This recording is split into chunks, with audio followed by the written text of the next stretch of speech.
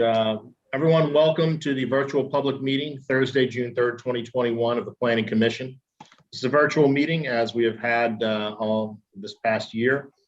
The public may watch the meeting via YouTube on Annapolis Boards and Commissions website. There's a link there. Also, the public may submit testimony via the Planning Commission website as well.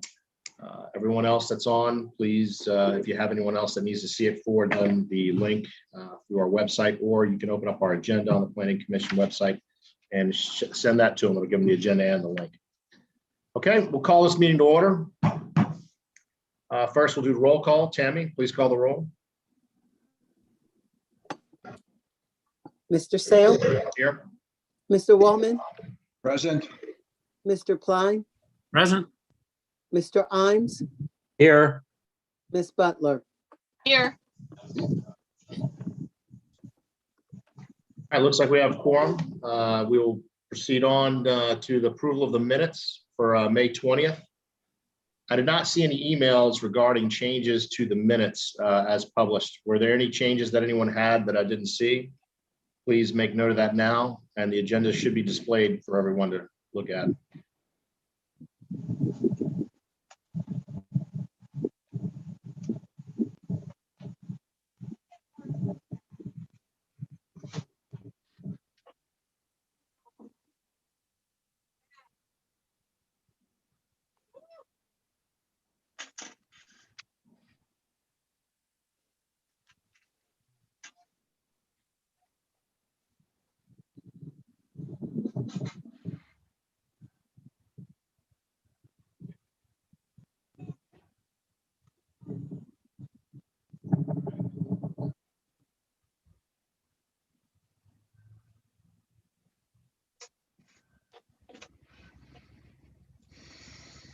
I'll make a motion to approve the minutes. Okay, there's a motion to approve the minutes. Is there a second? I'll second. Okay, all those in favor say aye. Aye. Aye. Any opposed? Abstentions? Motion carries. The minutes have passed, non-modified. Thank you, Tammy.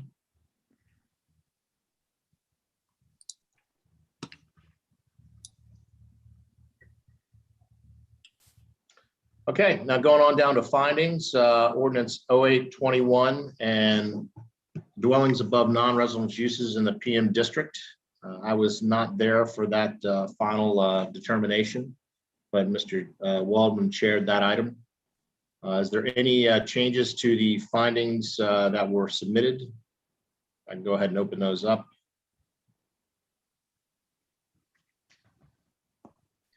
I move that we adopt them. Okay. There's a motion to adopt as drafted and sent to the commissioners. Is there a second? I'll second. There's a second. All those in favor say aye. Aye. Aye. Aye. I'll abstain since I wasn't here for the findings to be created. So it Thank looks you. like- And Mr. Waldman, do you mind if I sign for you? Not at all. Okay, thank you. Okay, that takes care of 08-21. Now, also there was RNC 2021-002 for the site design plan review application, the property located at 114 Chesapeake Avenue. Were there any changes to that item that you wanted to make? No, I move that we adopt as written. It was pretty straightforward. I'll second. Motion has been seconded. Any more discussion? All those in favor say aye. Aye. Any Aye. nays? Aye. And I'll abstain. So the motion carries. The findings are also approved for R2NC site design plan review. On to new business. And before we do new business, Tammy, are we doing all right on all of the items for the record? Anything we need to change? No, we're good. All right, We're thanks. good, thank you. On to item E, new business, comprehensive plan update. Staff, please proceed. All right. Good evening, everyone. Eric Plashinsky, Chief of Comprehensive Planning. I wanted to use tonight to both hear comments from planning commissioners to the draft goals, metrics, and recommendations that were sent last week, but before that, I wanted to provide an overview of the way we're releasing this content publicly next Friday. So for those who are watching from home and folks who might watch the video of this later, it'll provide a good introduction. So let me, this probably won't take more than 5-10 minutes to go through. Let me go ahead and share my screen. So what we're doing next week is releasing draft goals, recommendations, metrics that are kind of like the meat of the comprehensive plan. We've been listening to folks for 18 months now, or give or take, and we wanted to share this content. We've been sharing it in bits and pieces in PowerPoint form. I know many of you are probably heartbroken to not see my usual PowerPoint tonight. I'm going to be sharing our website instead. So a lot of familiar slides are not going to be here, but if you were to go to our comprehensive plan website today, this is what you see. We have an archive of all the presentations on the right side here. And we have a message that some information is coming soon. So what we're planning to release is going to look something like this. It's going to be a new page that has some somewhat wordy introductory text that I think we're going to edit down a bit. But it kind of frames the comprehensive plan process, where we are, the structure of the plan. And then it encourages folks to move to the various chapter links, which are on the left side and below. And if they scroll down, they'll see the principles that are guiding the plan. And then we'll also see a map that we have to update, but you kind of get a sense of, we're trying to show how the recommended actions are located geographically across the city. So this is just a sampling. Not all of the recommendations are easy to locate geographically. The ones that are, we will put on this map, and so you can click and see sort of what that recommendation is, where it fits into the various elements, what goal it's associated with. And the big intent here is to get comments. So each of these element pages is going to have a very brief intro, a link at the top to submit comments for that element, a slideshow of some of the more compelling graphics that we've gathered to kind of help tell the story of why we've come to the goals and metrics and recommendations that we've come to. And then if you scroll down, you can see the goals are listed.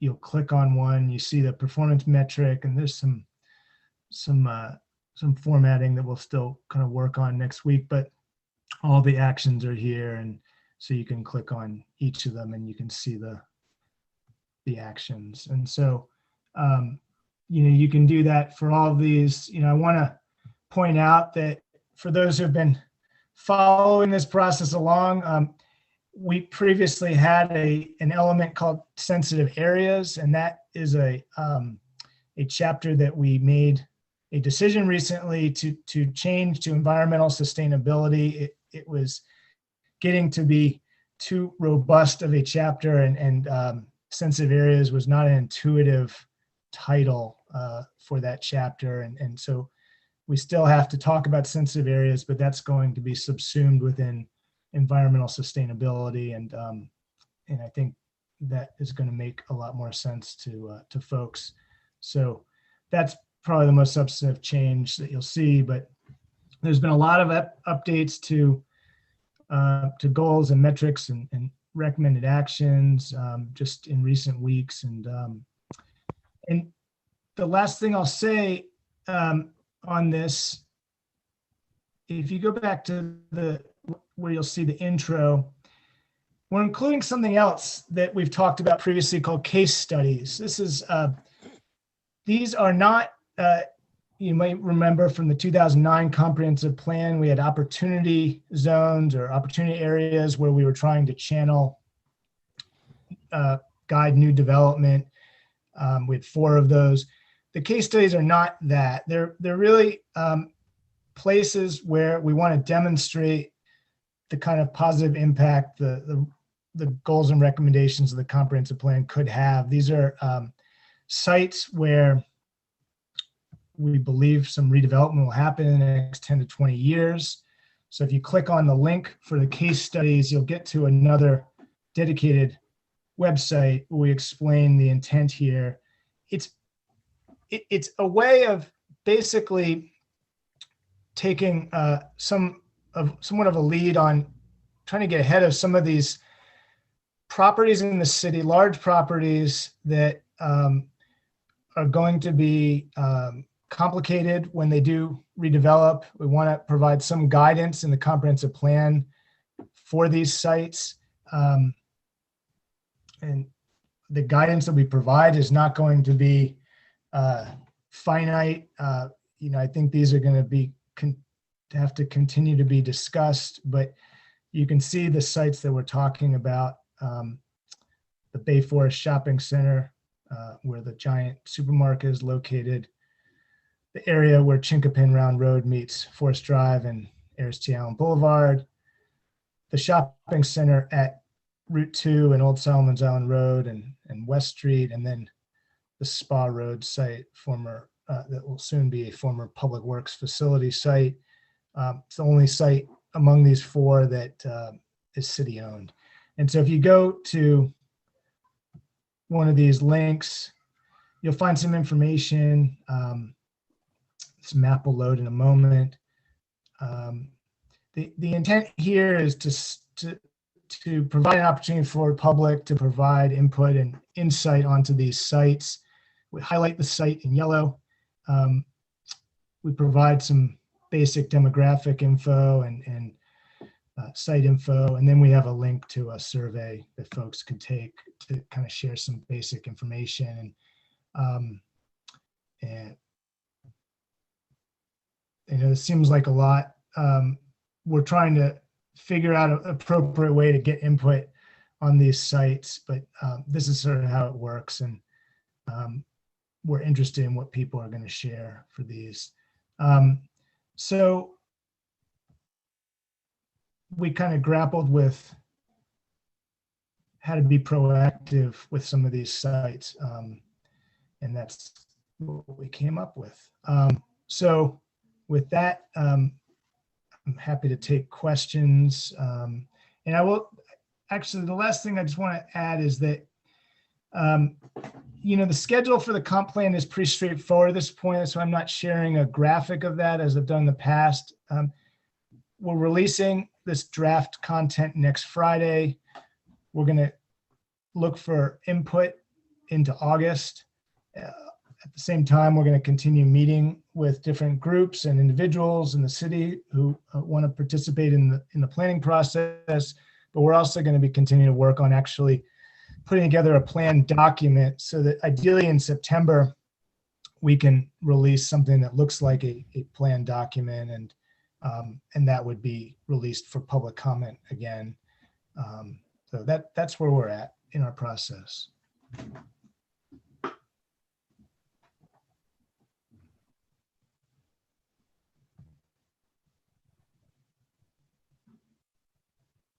Okay, anyone have any questions?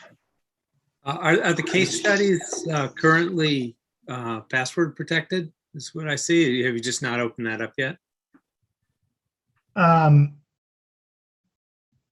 What I just shared, I'm confused. Yeah.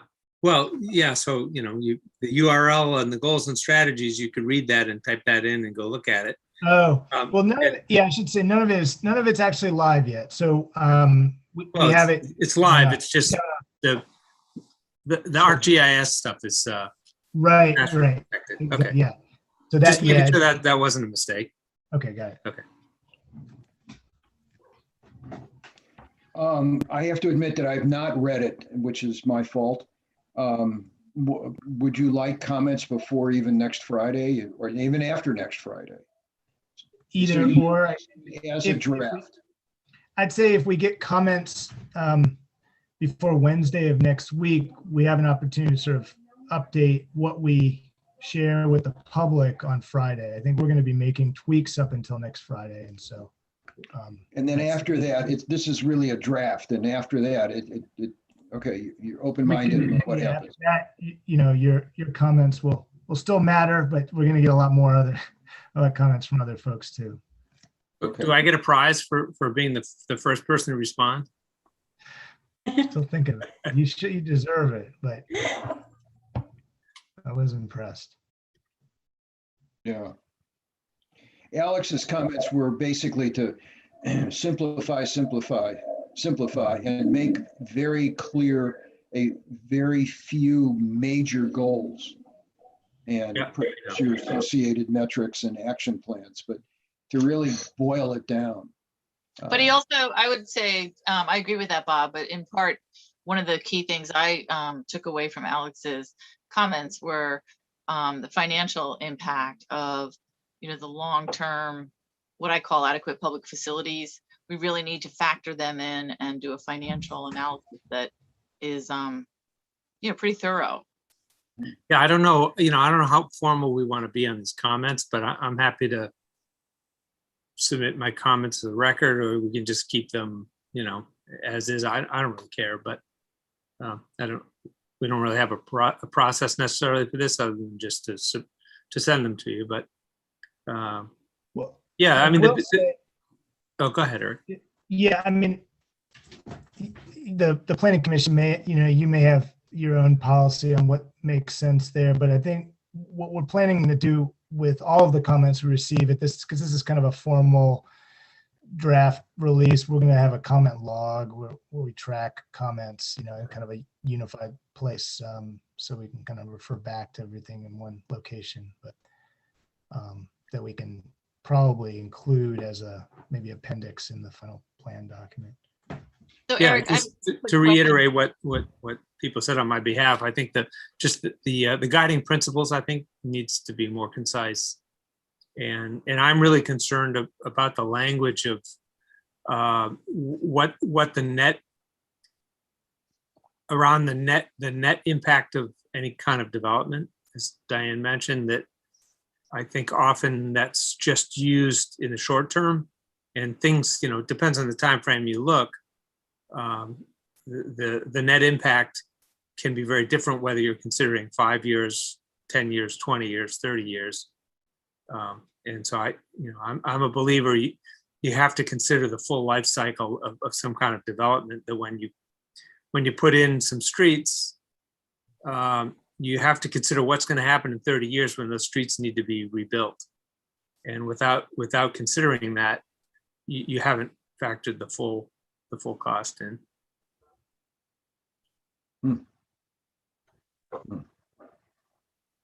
Anyway, you have all my comments, and I'm sure they will show up in your log someplace. and Eric, I wanted to know, do you think, or just the planning staff generally, is it more useful to have individual comments from planning commissioners, or do you think having one planning commission document with our recommendations is more useful for you? I mean, it would be more useful to have one document, I think. I don't know how feasible that is with the time you have, but certainly I will always take a consolidated document over multiple documents, especially if you've discussed them and coordinated your comments. But I don't know how feasible that is. So Thanks. All right. Okay. I vow to read it. Okay. No other questions?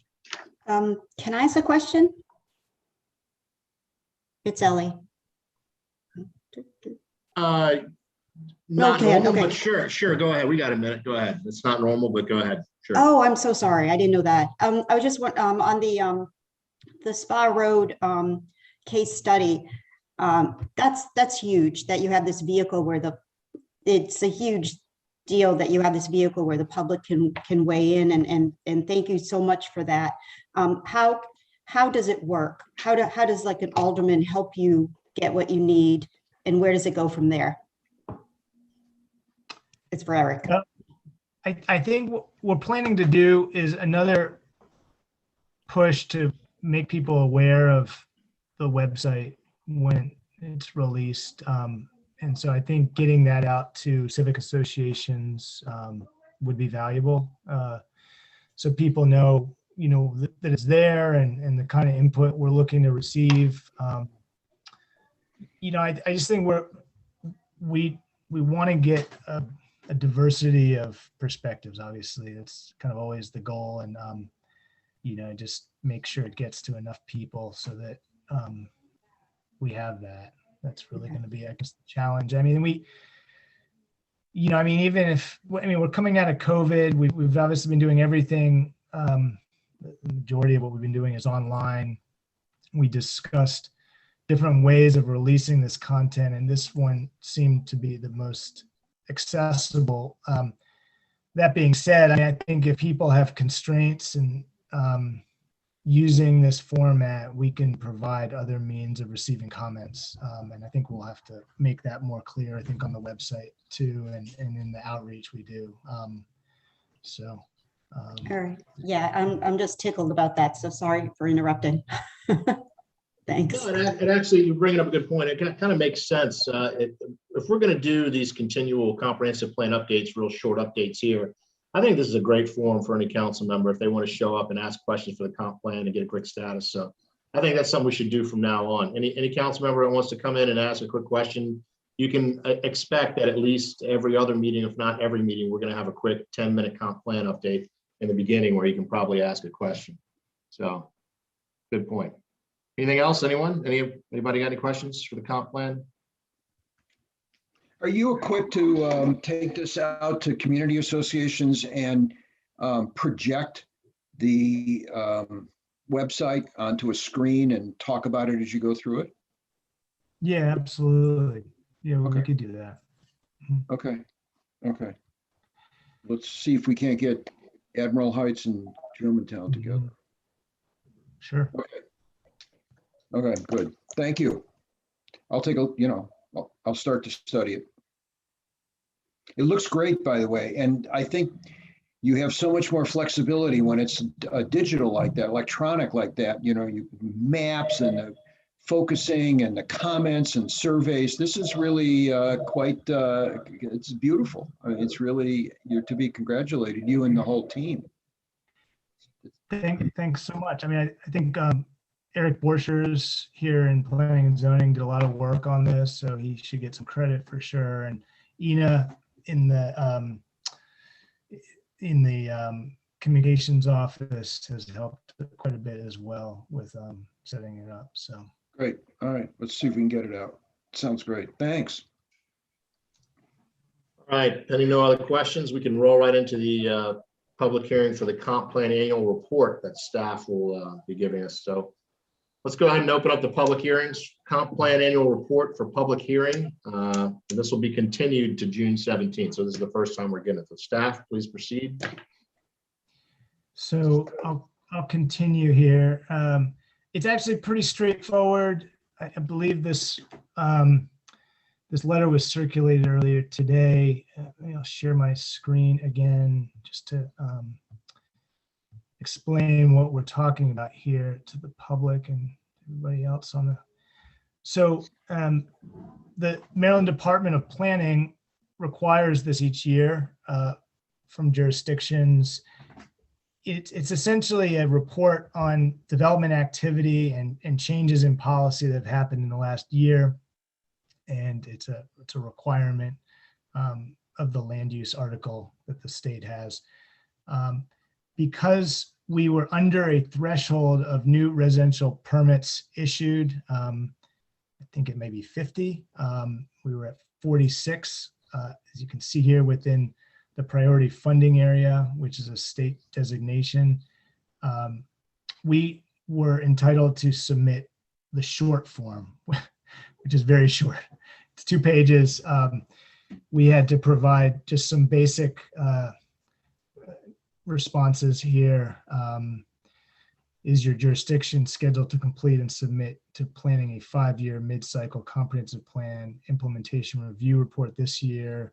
No. Were there any growth-related changes, including land use changes, annexation, zoning ordinance changes, rezonings, new schools, changes in water or sewer service area, et cetera? Yes. And so we went through, listed the ordinances that were passed in 2020, which are here. And then the remaining questions: did your jurisdiction identify any recommendations for improving the planning and development process within the jurisdiction? Technically, no. Are there any issues that planning can assist you with? This Maryland Department of Planning in 2021, not that we've identified.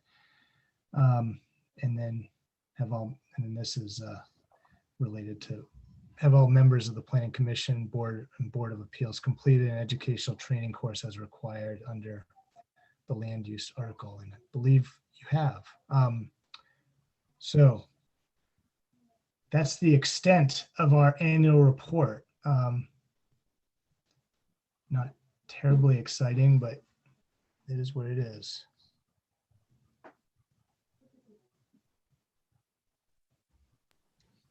I have no further questions of staff at this moment. Does anybody else have any further questions before we just open it up for public comment and leave it open until next meeting? No objection. Okay, hearing no further questions from the commissioners of staff, we open up the public hearing item on this, and the public is more than welcome to submit comments on this 2-page annual report. It is a public item for comment, and we will leave it open till our June meeting in 2 weeks, June 17th. And for the record, how would the public find this? They wanted to comment on it? I'm thinking, so because it was sent out today, it was not with the packet that you received. I'm just trying to think, Sally, do you have any ideas? We can post it online. We'll post it on Planning and Zoning's webpage. Yeah, we have it. I'm just, for the record, if anybody wanted to go look at it, how do they find it? That's all. Right, we'll post it online. And a very obvious and easy place to get to. In a very obvious and easy place. Yes, yes, you will. I have all the faith in the world. All right, thank you. So we will continue that public hearing item till June 17th. The next item on the agenda is ordinance O-21 accessory dwelling units. This public hearing is continued from 2 weeks ago, which was heard by Mr. Waldman as chairman and the rest of the commission. We have an additional comment or two that have been sent in since that time. Mr. Waldman, would you like to take it from here, or any other questions or points you want to point out from since the last meeting? To show those comments. I'd be glad to. I would point out to the commission that so far as I know, I have seen 2 additional public comments. I can't remember a woman's name. I sent an email today with quite a few, I think about 15 public comments. They were all in one PDF titled Comments Received Since May 20th. And some of them were duplicates from comments you received at the last meeting. There are also 4 or 5 people here tonight to give live testimony. And Sally, I'd like to add that I sent the list to Mr. Sale for, I thought that he might share it with the group. What I would propose then is that we move into the live testimony. And in the meantime, I will find that PDF and review it and make some decisions as to the best ways to is this it? Yeah, the PDF's here, and I agree with you. Why don't we go into, we'll do the live testimony, and then I can display this for you, and we'll go right down it and read and display the members' comments. And when I said 2 files, 2 comments, I have both of those files, Sally, and the one that's longer. So I was muted while I was trying to explain that in the last 2 minutes. All right, so let's go to live testimony if we can. Bob? It's fine. All right, well, I'll just jump in here. There's 5 people that was on the list. 3 actually are here. The first person was John Antonelli. John, are you there? Hi, yes, this is John Antonelli. How are you? We're doing excellent, John. You got 3 minutes. Go for it. Great. Well, first of all, thanks for listening to me. I live in the Homewood district here in Ward 3, and I have an accessory dwelling unit that was built at my property back in 1934. It has been used for short-term rental as well as long-term rental throughout the time since it's been built. I bought this property back in 2012 with the intention of using that ADU as a rental property. That was part of my planning process for my family budget, and I have budgeted for that. Now, the way that current bill of 0921 is written, it is going to not allow me to use that rental, my ADU, for short-term rental, but yet it is still allowing it for long-term rental. I don't think that is fair. I think that is forcing me into a situation which is not conducive to my family. If I have a person living in my backyard, they become an extended part of the family. And I don't have any nearby relatives that live here. I don't have someone who is a family friend that would move in for a long-term rental. If you ask my neighbors, and you can look it up in my record, I currently have a short-term license on the ADU. There are no complaints against myself or my property or any of my renters. And you're putting me in a situation where it's not going to work for my family. And this was something that I bought my house for and I planned for. And the way that current bill is written, I just don't think it's right. It's forcing me into a situation where I'm still granted a rental license, but it's forcing me to go into a situation that is not conducive to my family. And I pay my taxes. I pay my hotel tax. So I don't understand the driving force behind this, the way it is written. Can anybody please explain that? Mr. Antonelli, this is your friend and neighbor, Bob Waldman. Hey, Bob. Hi. First of all, we live in Ward 2, and I like to make a distinction between Germantown and Homewood. Okay. And you wrote a very well articulate and well-reasoned letter, comment, which I read, which repeats much of what you said and extends your comments. In answer to your question, I would have to say that the concern is that short-term rentals are in some ways taking over neighborhoods. People are, it's in many ways changing really the fabric of a neighborhood into something which is very transient, which is not the situation, your situation or the situation, I would say, even Germantown and Homewood. But that's an answer to your question as to why the issue of short-term rentals comes up. I think I'll reserve my comments as to whether owner-occupied ADUs should be permitted short-term rentals in my comments later when we go into the commission discussion. But thanks for taking the time to both write and speak. Thank you. Can I follow up with a question? Yes. Thanks, Alex. Yeah, I read your submitted comments too, and let me just ask you a question. If you were to rent it long term versus short term, would that have any impact on how you participate in civic life in the community? Yes, it would, because the way this is set up, if I have someone there long term that I don't know, they are an extension of my family, because this is right in my backyard. We pass each other 15 times a day. I'm obviously, that number varies, right? But I live, this is my primary residence, this is my dwelling. And so they become an extension of my family. I don't want people living in there for a long time. If I have a short-term rental, they're gone in 3 days. So that's if I don't like them, that's fine. I can deal with anybody for 3 days. But let me understand though, this only pertains to an auxiliary dwelling unit. Bob, am I right? Because I mean, you can still rent out your basement on a short-term rental. So how does that?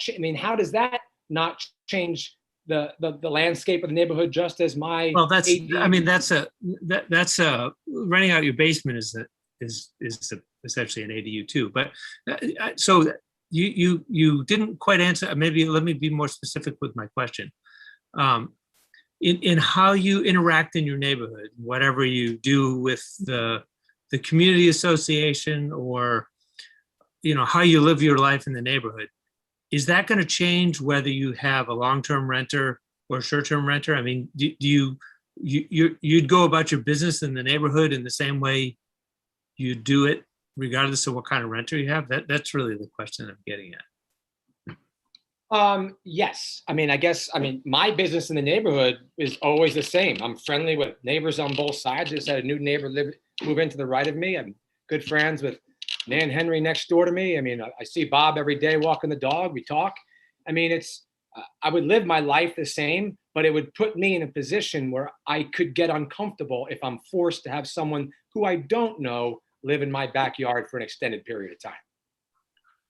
Yeah, you answered the question I asked was whether you would, your life in the neighborhood would be the same regardless of what kind of rent you have. That's the question I asked, and I think you answered that. No, you'd live your life the same way regardless of what kind of renter you had. I think is to paraphrase. Well, yes, but if you don't allow me a short-term rental, I probably would not do a long-term rental. And yeah, that's fine. Yeah, okay. I'm just trying to get at does the effect of what kind of renter you have affect how you participate in the community? Just because you have a short-term renter versus a long-term renter doesn't mean you are or are not going to participate in the Germantown Homewood community system, for example. Okay, that's kind of what I was getting. No, that's the thread. I'm the same. Yeah. Okay. Yeah, I'm sorry. For a reminder, this is public testimony, not discussion. So just a reminder. Yeah, I understood. I just wanted to get a clarification on that. And also, Mr. Wallman, Diane recused last month.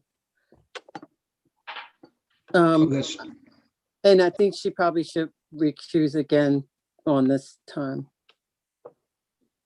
Thank you. That was Ms. Butler's decision, and I expect that it continues as we proceed. Okay. Thank you for reminding us, Tammy. So Julian, can you move Diane to attending? Move her now. Thank you. And as far as asking questions from commissioners to testimony givers, we can do that all day long. So that's just clarification. So who's the next testimoniant? Next, we have freaking caller Susan Margiles. Hello, Annapolis Planning Commission. Can you hear me? Yes. Wonderful. Thank you so much. I will be very brief. I just wanted to comment on the discussion from last week's Planning Commission meeting on 0921. And also just really quickly what Mr. Pline asked Mr. Antonelli. I used to Airbnb the guest room in my home. I dropped off because of the regulations in 2619. But when I was a super host, I was so involved in the community. I knew what plays were happening. I knew what events were happening. I knew the times of the museums. I knew what exhibits were happening in the museums. I knew everything about Annapolis so that I could guide my guests to the best experience. Being an Airbnb superhost made me incredibly and intimately involved in the community in a way that I just don't stay on top of now because I don't have someone coming in on the weekends and looking to me for guidance. So that was just a quick comment. Now, 2 weeks ago, Alderman Arnett asked about Alexandria and suggested that perhaps we should look to the city of Alexandria to model Annapolis ADU regulations.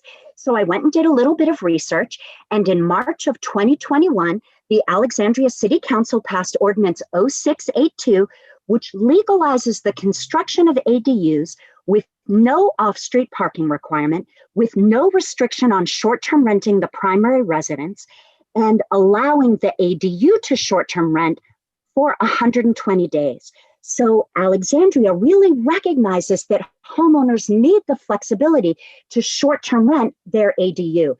And we in Annapolis know that enforcing day limits is kind of a disaster.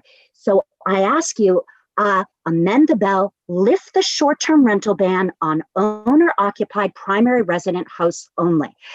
If you wish, you could lift it for everybody, but I'm only interested in owner-occupied primary residence homes because Mr. Waldman's comments, owner-occupied homes do not, allowing them to short-term rent has no degradation on the neighborhood. It is a leftover residue of the dialogue around 02619, this notion that short-term rentals are somehow evil, when actually for owner-occupied primary resident hosts, short-term rentals can save the family and save, in fact, the owner's civic engagement with the neighborhood.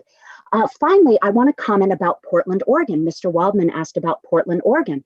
And from 1995 to 2019, only 1.43% of the housing stock shouldered the expense and built an ADU. So we're looking at a very small amount of people that are going to be willing to build an ADU. And look at your public comments. I think you will see that you only have one public comment from someone who actually wants to build an ADU. And that transitions me into Alderwoman Tierney's new amendment. I greatly respect her desire to protect the environment, but anywhere where you can build a garage, you should be able to put an ADU on top, and that will not infect impervious surface. It will not affect our beloved Chesapeake Bay. If you can add an extra bedroom to your house, you should be able to add an ADU. If you can remodel your kitchen and expand your footprint, you should be able to add an ADU. We are all conscious of the watershed and the environment, but I will just conclude with the ADU slogan. If you can house cars, you can house people. So go ADUs, lift the short-term rental ban on primary resident owner-occupied hosts only. Thank you so much. Thank you for your time. Any questions by commissioners? Okay, thank you for your testimony. Next, who's next? All right, next we have Katie George. Also, Diane Butler was raising her hand, so I don't know if she has something to chime in here or. No, actually, I'm sorry, I didn't mean to raise my hand, but I do want to point out that this is public testimony. It's not the discussion, nor is it deliberation. So I think technically I'm allowed to be here, but just to be uber crazy careful, you can put me back into no man's land. I'm happy to do that. I just want to point out it's not anything but public discussions at this point, but I will recuse myself from even public testimony because I understand now as a planning commissioner, I don't have the right to have a public comment. So please put me back into wherever you put me. All right, thank you. Next on the testimony, please. Yep. Katie George, you there? Yes, I am. Good evening, commissioners and members of the council. My name is Katie George and I reside in Eastport at 695 Americana Drive, number 25.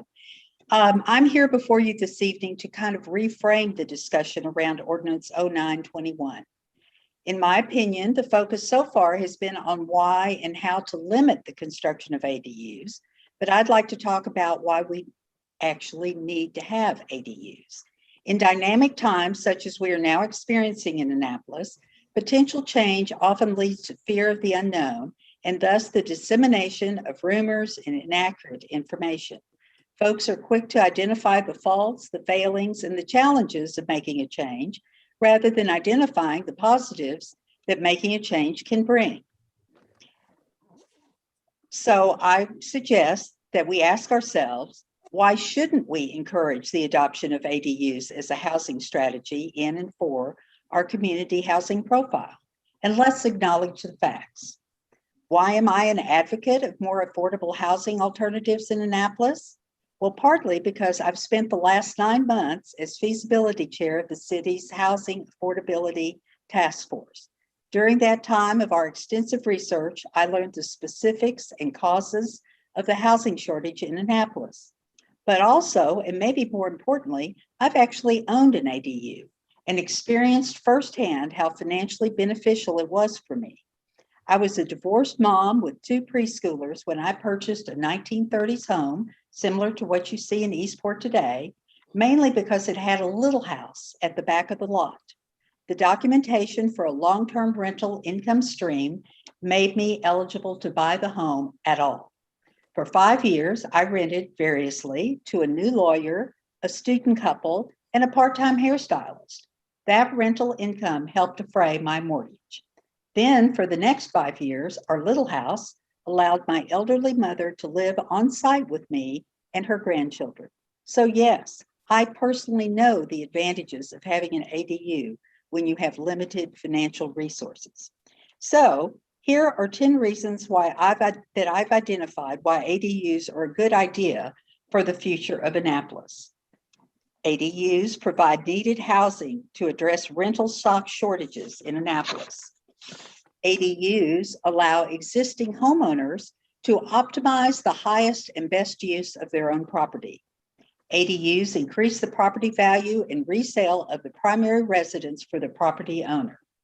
ADUs encourage multi-generational family units on one site and build a true sense of neighborhood.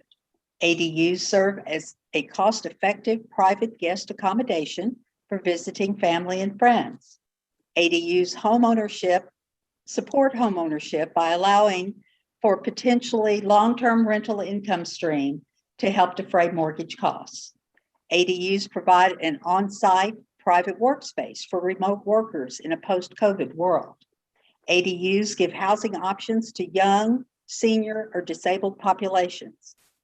ADUs do no harm to our environment. If you can add a shed or a garage, stacking or converting with an ADU does not further increase impervious cover or reduce tree canopies.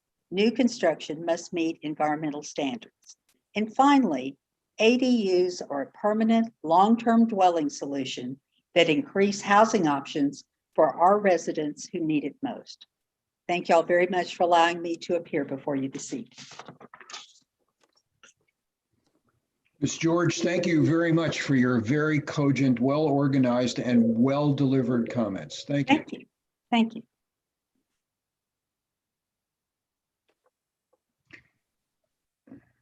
Are there any further live testimonials? That is everyone that is present. Okay. Brooks Schandelmeyer sent in a comment form. Does he want to go ahead and just say, he's already here, so does he want to add it? Does he want to?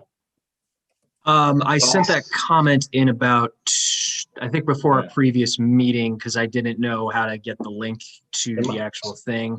Well, did you comment at the last meeting? Were you able to?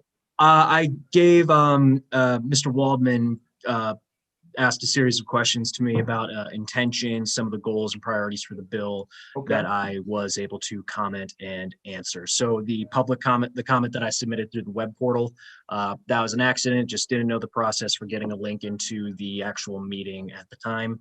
But I was able to give a lot of my feelings and opinions during our first meeting, and I'm happy to continue to do so if you guys have any more questions for me. All right, thanks. So that concludes the actual testimonials we had in person, and we will go through, we'll go ahead and share the document. Comments? Actually, I'm sorry, Ben, can I ask one more question of Alderman Schandelmeyer? Sure. You had mentioned you were going to submit an amendment. Has that been done, or?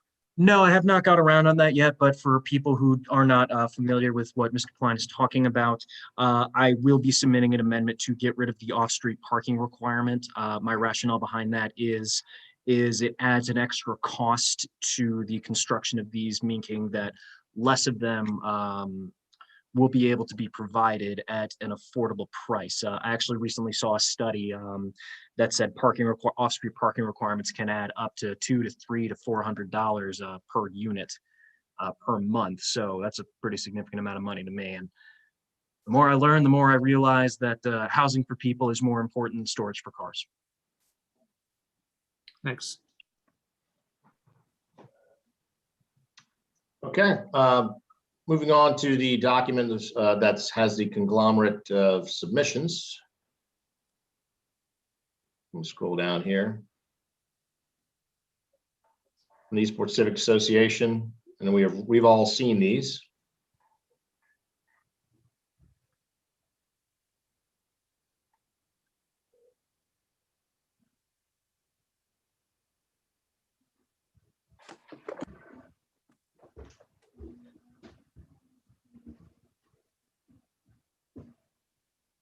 Mr. Sale, I would like to point out for the record, I did address these questions that Mr. Waldman asked out loud during our previous meeting.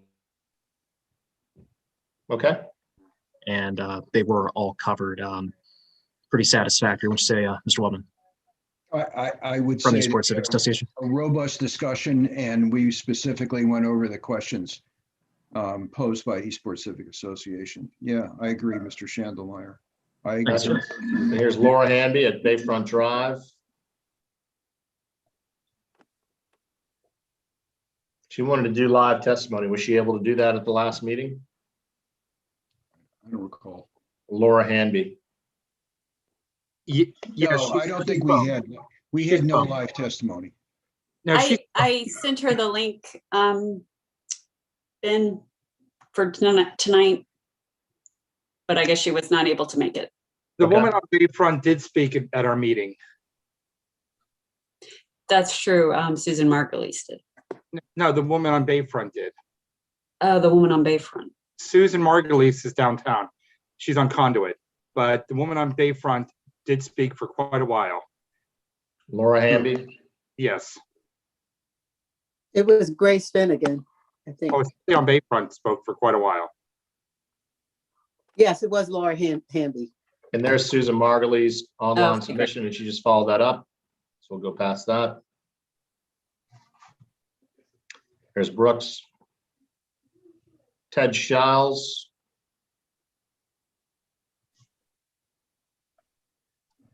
Over in Crownsville.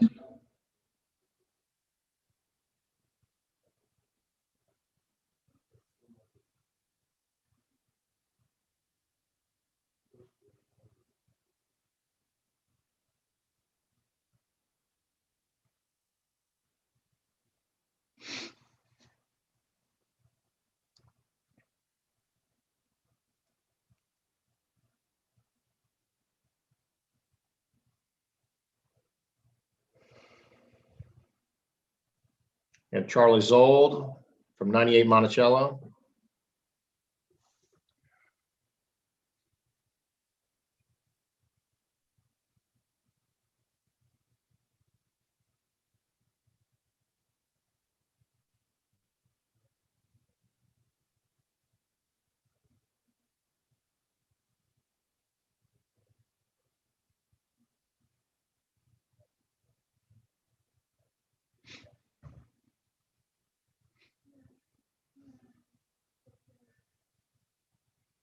And that does it for that document.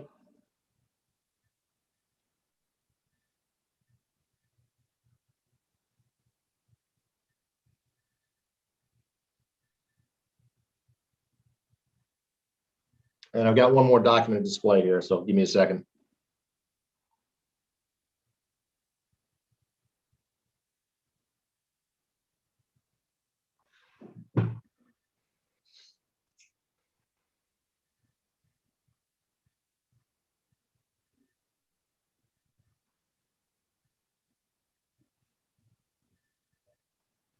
Okay, and this is from Tammy. This should be the exhibit number showing the written public testimonies in summation. And then we had a number, T16 come in late. It was Priscilla Kania. So I have an updated list. Okay, we'll add that as T16. Yep. And,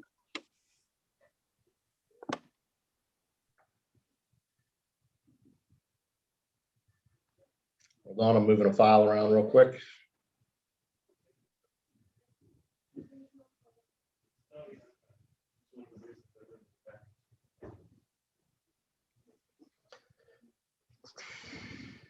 Okay, that does it for the public testimony, unless there's any others from the city that we need to display. And we can move into deliberations. So not hearing anything else, we'll close the Actually, public. I had one question for staff based on the submission by Jane Lawrence. Let's go ahead and close the public testimony, then we can just move into that question if you don't mind. Okay.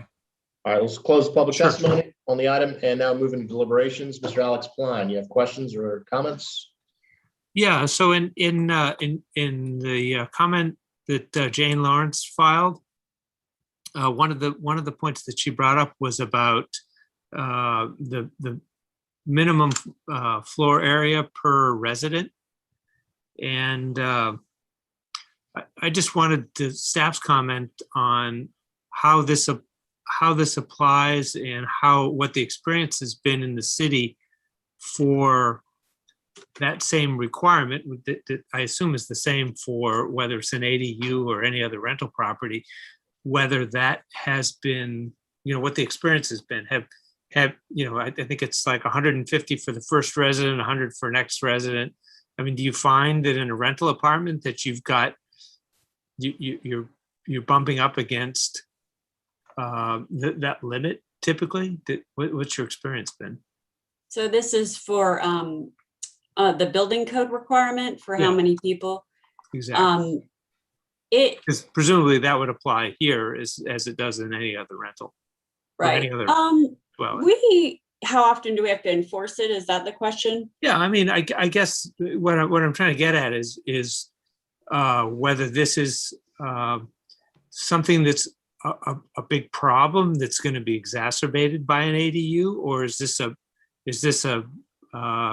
potential problem that doesn't exist? I guess that's kind of what I'm getting at. Where we tend to have problems with that issue is it's more often happens with single family homes when there's a lot of people, maybe 2 or 3 families living in one home together. We also sometimes have that problem with like group homes or recovery homes, where they try to put 3 beds into one room that's too small for 3 beds. We don't tend to have that problem in apartments. I don't know why, but for whatever reason, that's aren't usually, but like these kind of smaller units isn't usually where we see those problems. Okay, thanks.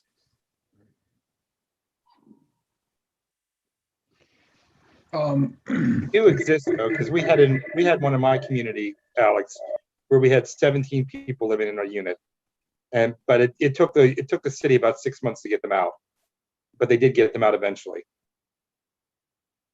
We enforce things. We give people. We try to work towards compliance is our goal, not punishing people, and this can be difficult to enforce. If I could sort of begin the discussion on this. First of all, I've been very much persuaded by most of what was said, starting with Mr. Schandelmeyer and on through much of the really well thought out public comment. A couple of things have become very clear to me. First of all, is that these units really need flexibility to achieve their desired purposes. And to that end, and then balance that against the fear of too many short-term rentals. What I would recommend that the commission recommend to the council is that owner-occupied properties with an ADU, that they can do short-term rentals. That there seems to be a profound sort of difference between the non-owner occupied STRs and the owner occupied STRs. And much of, to me, persuasive stories and comments come from people who live in the home and are able to rent out portions of it or build something else or do whatever. And that what may be sometimes a long-term, sometimes a short-term, sometimes they use it for their mother-in-law, sometimes they use it as an office, but that the flexibility is really important to the long-term goals of what this legislation seeks. So I would strongly recommend that owner-occupied dwellings in which there's an ADU be permitted short-term rentals so long as they get the proper license. That's the first thing. The second thing is that I would like to hear from perhaps Mr. Pline about why there should be no parking requirements as part of this legislation. You want me to chime in now? I would ask you to. I'll give you the floor. Okay. So a couple of things on that. The first one is, and this builds on the owner occupancy thing. If you're going to rent it and you don't have any extra parking and parking is tight wherever you are, chances are, I mean, because you live there, you probably have a car and you want to be able to park it.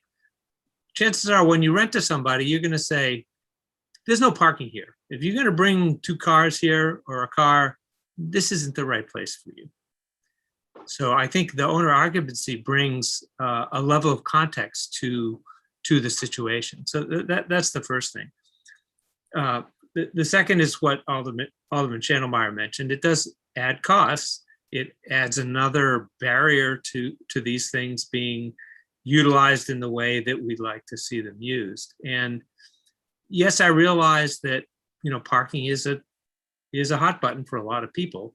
And I know, especially in places that don't have these kinds of regulations now,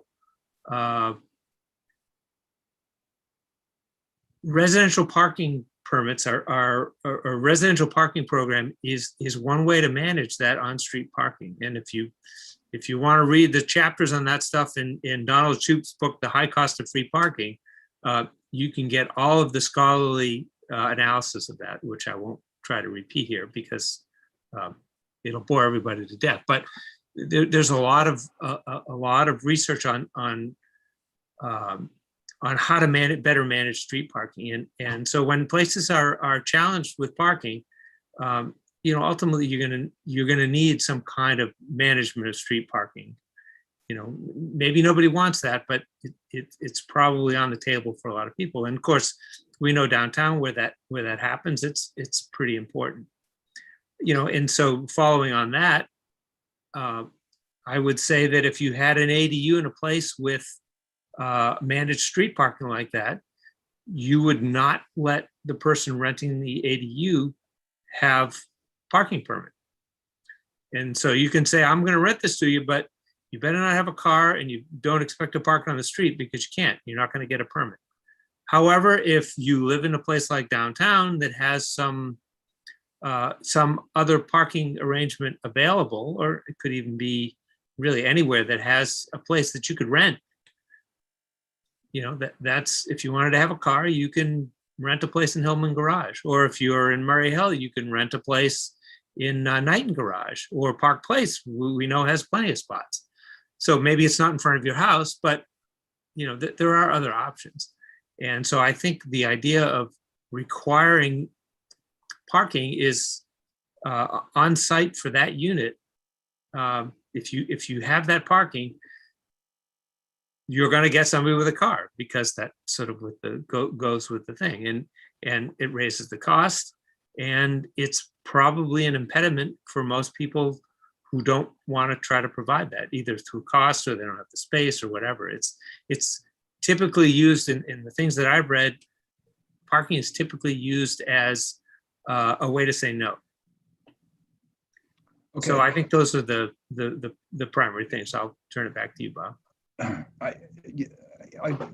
Thanks for that. One of the things that strikes me is that in the tight areas, Eastport in the historic district, I think that the Eastport does not have a permit parking system. Maybe they should look at it. And secondly, in the historic district, I'm not really conversant with the rules, but my understanding is that one resident can get a number of permits, more than two, for one dwelling, and that the parking permit structure as it stands needs some very serious review. And you can't make that part of this legislation, but I think it might induce that very serious review so that it's not abused. So when the time comes, I'm going to propose, not yet, but I'm going to, because I want to hear from Mr. Iams and Mr. Sale.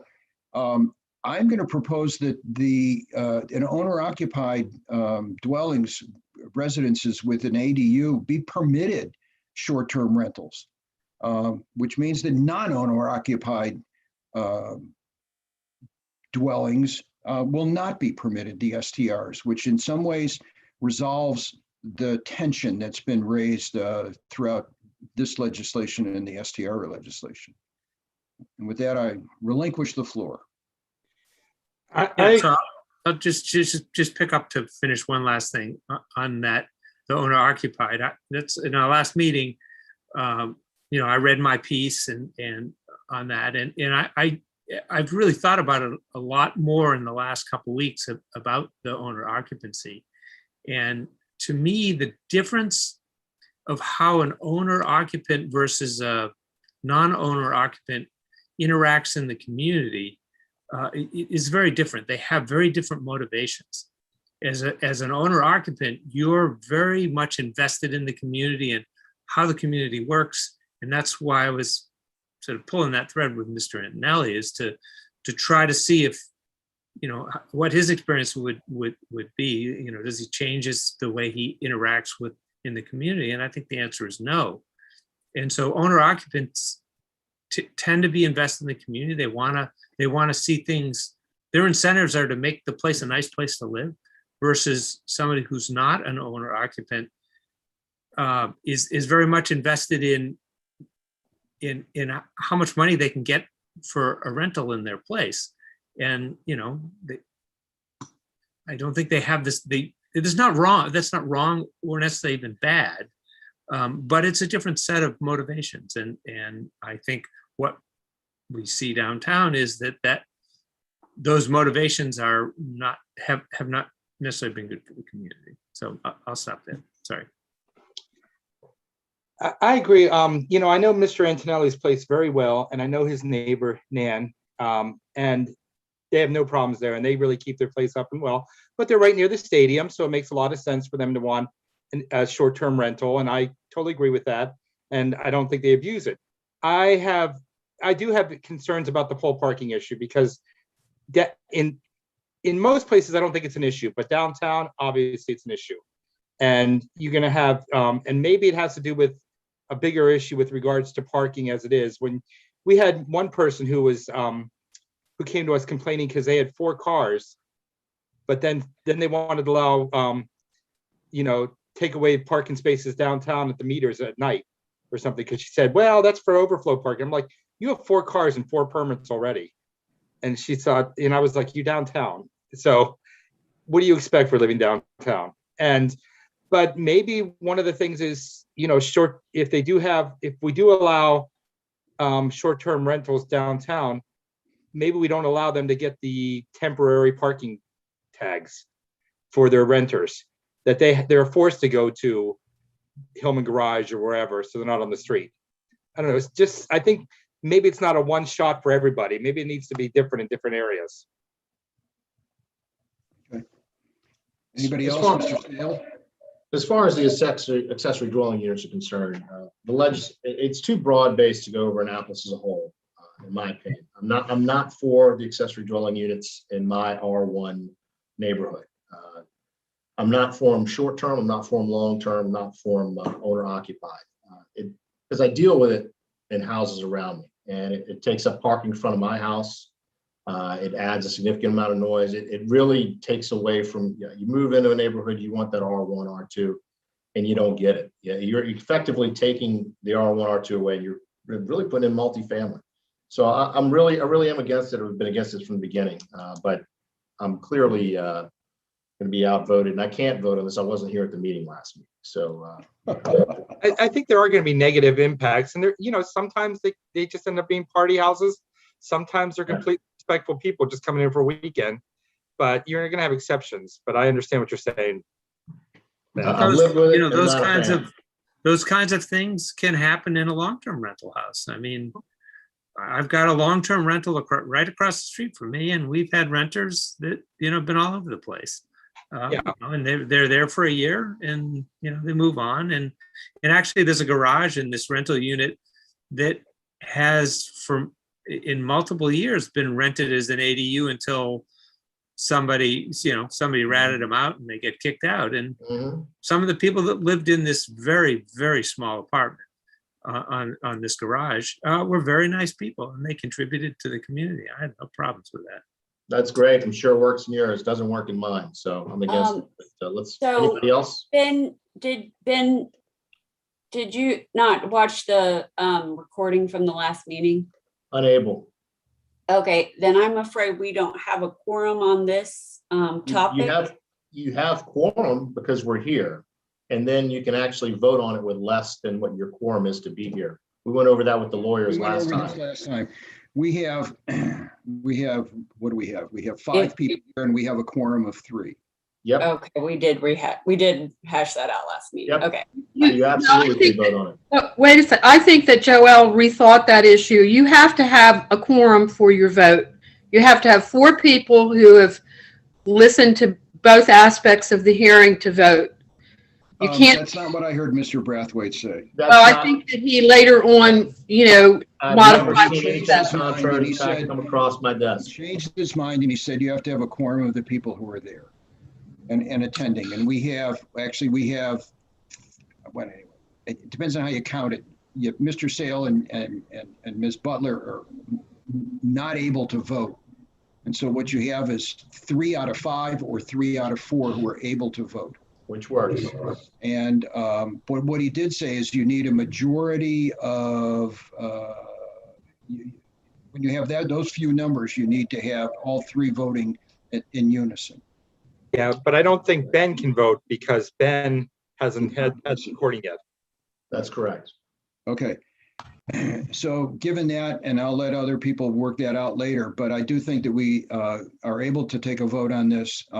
If there is a 3-0 vote in any direction, it will stand Robert's Rules of Order muster. I believe it will. And if not, it's just a recommendation to City Council. So I feel comfortable proceeding if that's okay. I do as well, Bob. All right. Is there any further discussion?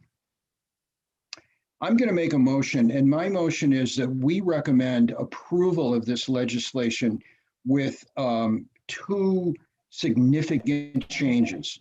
One of them is that owner-occupied residences may rent an ADU for short-term purposes. And why don't we vote that up or down, and then we can move to a motion regarding the same thing with parking requirements. I'll second that. Okay. All right. Any further discussion on that motion? Do you want me to repeat it? I'll repeat it for you. Your motion with the amendment to owner occupied may rent an ADU for short-term purposes. Oh, right. Owner occupied dwellings. Okay. All in favor? Do we have a second? Yes, I second it. All right. All in favor of that motion, please say aye. Aye. Any opposed? All right, it passes. The second motion I would make is that we recommend approval of this legislation, but that the parking requirement be struck. I'll second that. Any further discussion? I'm not sure I agree with that. If just struck, all across the Deleted, board. removed? What Well, are you word just do we- saying removed from every area? Well, okay, the way that the legislation is structured, okay, its basic structure, it applies citywide. Mhm. Now, there's been some discussion that there are areas which require certain kinds of changes, okay? And it may be that now, or it may be in the future, that the ordinance, if it passes, will be amended so that conservation districts then have to face, certain other kinds of requirements, parking or alternative parking sources or whatever kinds of things arise over the course of the next year or two as this thing goes into effect, if it passes. But it's true. It's a kind of a one-size-fits-all ordinance. Now, it could be that we make a further recommendation that it be reviewed in 2 years and to look to see if there are specific zones in the city which really should require a reappraisal. See, if this is a recommendation, then I would be more apt to saying that the parking restrictions should be reviewed and leave it at that due to the different areas. I don't know if I blanketly want to approve it at this point and say let's look at it 2 years from now, because that'll never happen. I mean, I think the way my understanding this would work is that if it passed without the parking requirement, and there were parking issues in some places versus others, that can be handled not necessarily in this legislation, but in other places. So for example, we have code that talks about the residential permit program downtown. That could be amended separately to say not available to an 80, a renter in an ADU. But that could be handled in a more surgical way than something that applies citywide. I agree with you. I have no problem with striking it as long as we put something in that's saying that we feel strongly that the parking requirements for downtown and other areas should be reviewed. I'll accept that. I will accept that. Sure. As part of my motion. So let me restate it. Do we recommend approval of the legislation to the city council with the following amendment? And that is that the parking requirement be, that the council consider striking the parking requirement, but in any case, review it, especially with regards to the conservation zones. All right, so you want them to remove the parking requirement and review? Right, and then leave it to the council to see if they can really come to grips with that specific issue. But we can. Say it one more time, removed. We're not in a position, excuse me? Say it one more time, removed and review. Remove the parking requirement that we From the legislation. recommend that the council review parking requirements, especially with regards to the conservation zones. Because Okay. they may decide to impose some kind of parking requirements in the conservation zones. But we generally approve it and generally approve for most of the city that parking not be required. Okay? I'll state it for you. Recommend approval of the legislation, but that the parking requirement be removed and reviewed parking requirements, especially with respect to conservation zones. Right. That's essentially it. When I write the findings, I'll make sure that it's smithed. Okay? All right. I've allowed that amendment. Do I I'll have a second that. Okay. Any further discussion? Okay. Call for a vote. All in favor of that motion, please say aye. Aye.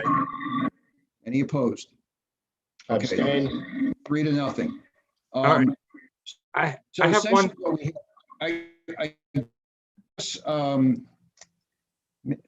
Maybe I'll do the findings. How's that? It's my turn. I haven't done I have one findings more in a while. question, Bob. Sure. Yes. So the first motion you had was, allowing owner occupied to have short-term rentals. That's all great. Yes. And the intent is that non-owner occupied cannot have it. Do we need to Correct. we need to clarify that part, or is it going to say nobody said we couldn't have it? Or do we need to clarify that at all by saying, you know, another statement that owner occupied cannot have short term? Do we need to clarify that, or is it already covered? Oh, Well, it was I know stated, how people use loopholes. You it know? was stated you recommend approval and that owner occupied dwellings may rent an ADU for short-term purposes. Yeah, but do we need to spell something out that non-owner occupied cannot? Or people can say, well, you never said we couldn't. all right, I make a third motion just to clarify The rest this. of the ordinance says you cannot use them as a short-term rental. Then that's fine. So All right, so this is a major exception to the rule. Okay. All right, and I would, by the rules of legislative statutory construction, blah, blah, blah, blah, blah, you wouldn't need to say that if you make this exception in the other states. I think that if the council, Mr. Schandelmeyer and the sponsors accept these proposals and it's going to get consensus in the council, then I think that, you know, the Office of Law should rewrite it so that it's clear and you know, satisfactory to them. Does that make some sense? Yes, Mr. Waldman, I appreciate the recommendations. With some new information regarding owner-occupied accessory dwelling units, I think that has potential for continuing to generate consensus. I think there's consensus with the parking requirements removed, which I'm very gung-ho on. So, yeah, Okay. people, not cars.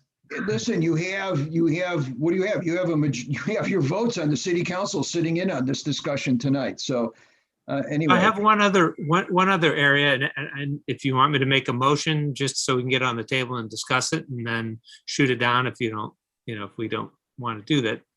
You want to do it that way versus just have a discussion about something? One other point? Well, why don't you make a motion so that we Okay. can. So I make a motion that we recommend that they strike the no additional lot coverage requirement. Oh, because it must, okay, I see. So can we get a second to at least talk about it? I'll second. Okay. And Yeah, so, you know, my thought on that is all of the rules apply with respect to impervious surface, you know, just because it's an ADU versus a garage or a porch or some other living space in your house, all of those requirements are going to apply. The fact that you're going to use it as an ADU says you can't increase the footprint. I guess I fail to see what the distinction is, whether you want to increase the footprint for an ADU or you want to increase the footprint so you can have a bigger living room or you can have a bigger space for your cars or you know, whatever the scenario would be. You know, we have a lot of requirements, especially in critical area, about how much impervious space you have. And in general, they don't make any mention to the use of that space. They just say you have to have this amount of, you can't have more than this amount of impervious area. It's silent on what that use is and how you're going to use that. That only comes into a play with respect to ADUs. And I see that as just like another stumbling block to sort of be anti-ADU.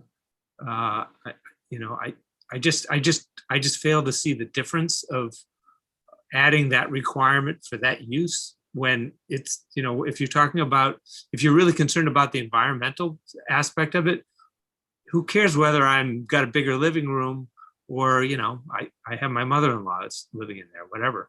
I see that as no different. And that's why Okay. I would recommend it. Are you prepared to make a motion here? I did make a motion. We have a second.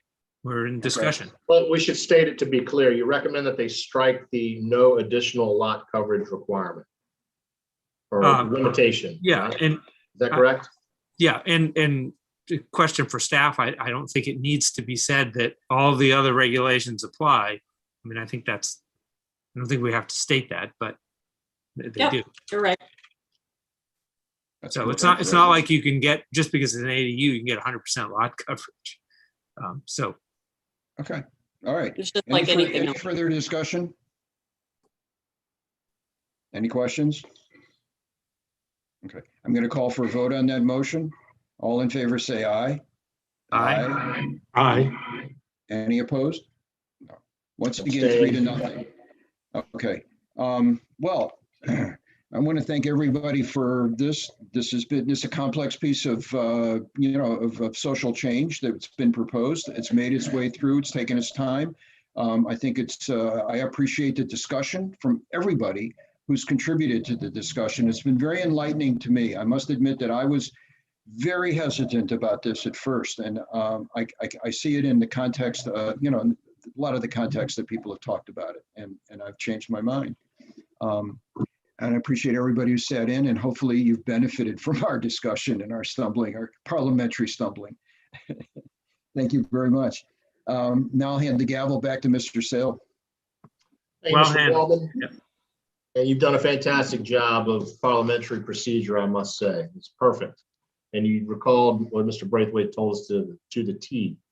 That concludes the public hearings. Public hearings have been closed, and obviously the June 17th meeting will be a continuation for the comprehensive plan annual report comments. Now we move on to miscellany items. Let's bring Ms. Diane Butler back in, please. And I will share an item here. I'll share 06 TAC 21. For the agency regulations for the purpose of establishing procedure for the promulgation of regulations by the City of Annapolis Department, Board, or Commission requiring public notice and generally relating to City of Annapolis regulations. This was sent out over the last couple of weeks, or actually 2 weeks, and you should have been able to see this. This is going to affect anything we want to do or we change procedure or things that we're going to do, especially with regard to our rules and procedure for the planning commission. So I just want everybody to take a look at that in their off time if they haven't already, and that will affect what we do in the future. I don't think we're not gonna hear what we've been talking about and would have been reading with Diane about the changing of procedure and specifying things. We're gonna do that in the future, but this is gonna dovetail right into that. Diane, did you want to add anything at the moment? I just want to say that I think Sally was right that our rules would have allowed us to actually easily make any changes if we had done it by June 29th. But when this law becomes effective June 29th, it's a longer procedure.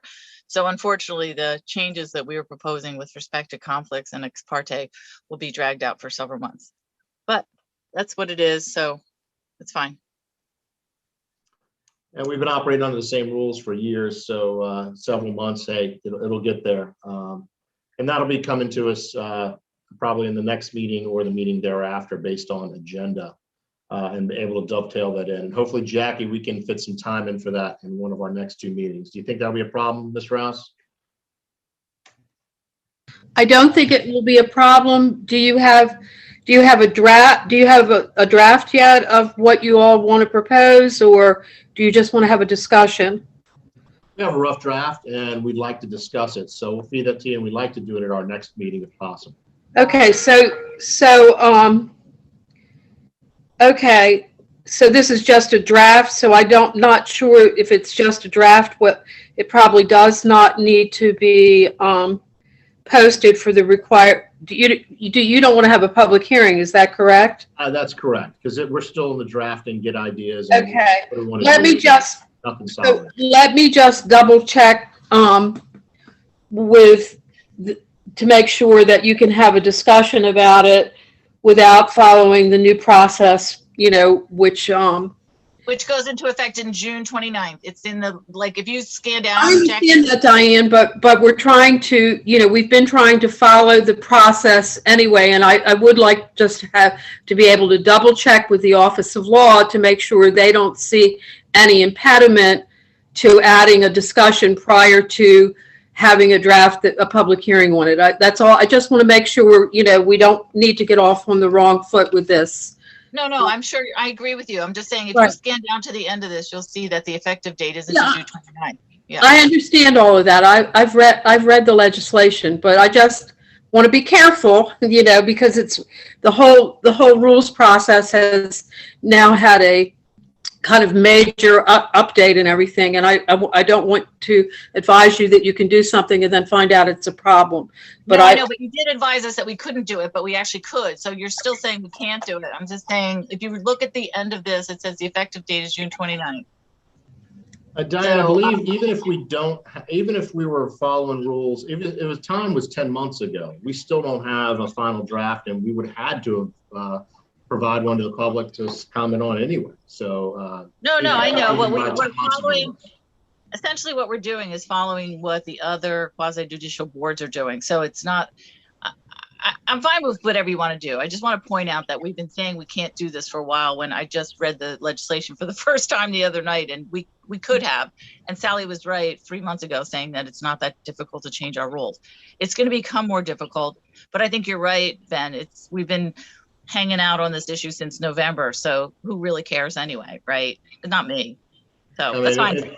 We're going to get there. Either if we use the new process, that's fine, and we use the old one, that's fine. But the first things first, at our next meeting, we've got to talk about it, provide the draft to everybody, and then we can decide how we're going to proceed. And if we have enough time to be June 29th, that's fine. All right. So Ben, are you going to circulate the draft that you all have prepared to the rest of the members of the commission? Is that your game? We will circulate it, but we're not going to circulate it this week. I'm targeting that for Wednesday of next week. And I'm gonna, okay, so we would put this then on the agenda for the next meeting in June, which is June 17th.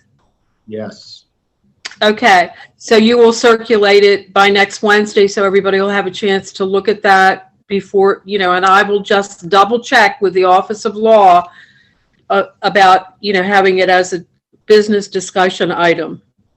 Well, yes. I would, it's been a long time since well, it's not a long time, but I think that by our own rules, we can change our own rules. And under the current existing quote old system.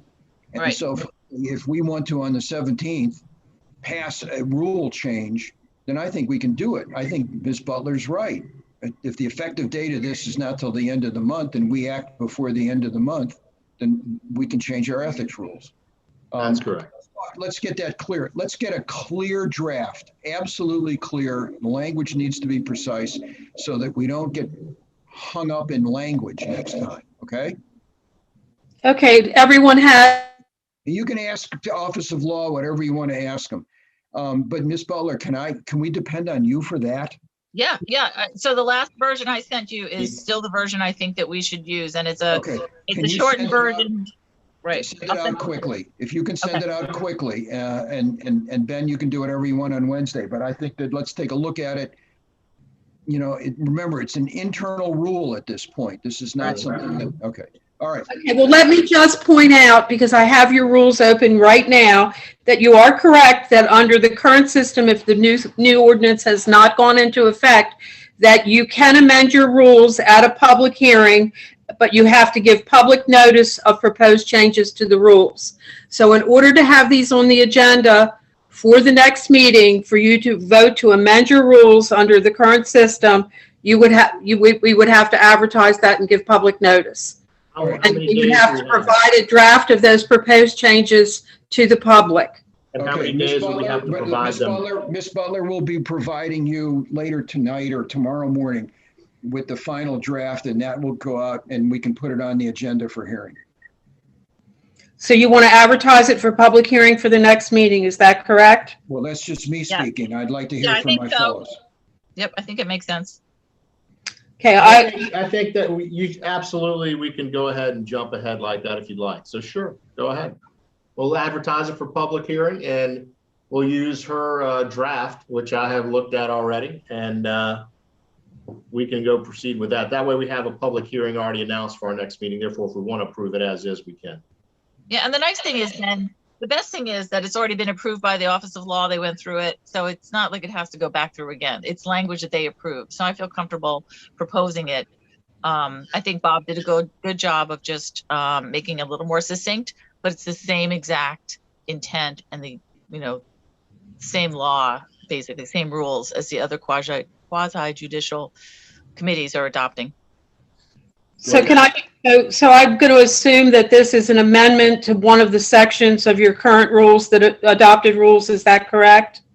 I don't know if it's amendment, but it's changing the Yes, language yes. and adopting the new. It has to be incorporated as an amendment to your existing adopted rules. So those are on your city website. So you might want to have your draft in a format that matches the format of the current adopted rules and where it would go in the rules. That would be great. And if you could send me that in a Word perfect or a Word document instead of PDF, that's easier to work with. Thanks. Okay, and we will need that tomorrow in order to get it moving forward. Can you get it to me tomorrow? No, no, I no, will no, do no, it no, no, tonight. I will send you a Word format of it this evening. Great, thank you. Okay. All right, time out here. Jackie, the requirement for making public notice for the next meeting is how long? 2 weeks, isn't it? 7 Well, days. it is not 10 days. It is 15 days. We advertise things 15 days prior to a meeting. And so, you know, we would have to advertise it for a shorter period of time because we've already missed the 15-day deadline for the next meeting. So we could advertise it for a week in advance. I mean, that would not be consistent with how we advertise everything else. But if that's your wish to do that, we will be happy to do it. I don't think we're breaking any laws when we advertise shorter than 15 days, do we? Because we've done it in the past. Well, Provided the public with an item less than 15 days. It may have been advertised for an agenda, but actual providing the item was less than 15 days. We've done that in the past. Okay. So let's do that. Let's proceed forth. I think we can. And we will, Diane, she's going to provide you the format of our rules, which I believe is a PDF online. But I'm guessing she wants the Word format document for that. yeah, I understand that. I'm gonna try and get that to her this evening. Okay, and her draft I've already seen. So and I'll forward that again to all the other commissioners if they haven't seen it already. And then if we could get it back, the amendments back tomorrow, we can get it posted online tomorrow and send an ad to the paper. I think that's totally doable. And Diane, if you can't do it, I probably could. Can you do that tomorrow, Diane? Yeah, I can do it tomorrow. But I was under the impression, maybe I'm wrong, that the paper notification isn't necessary till after June 29th.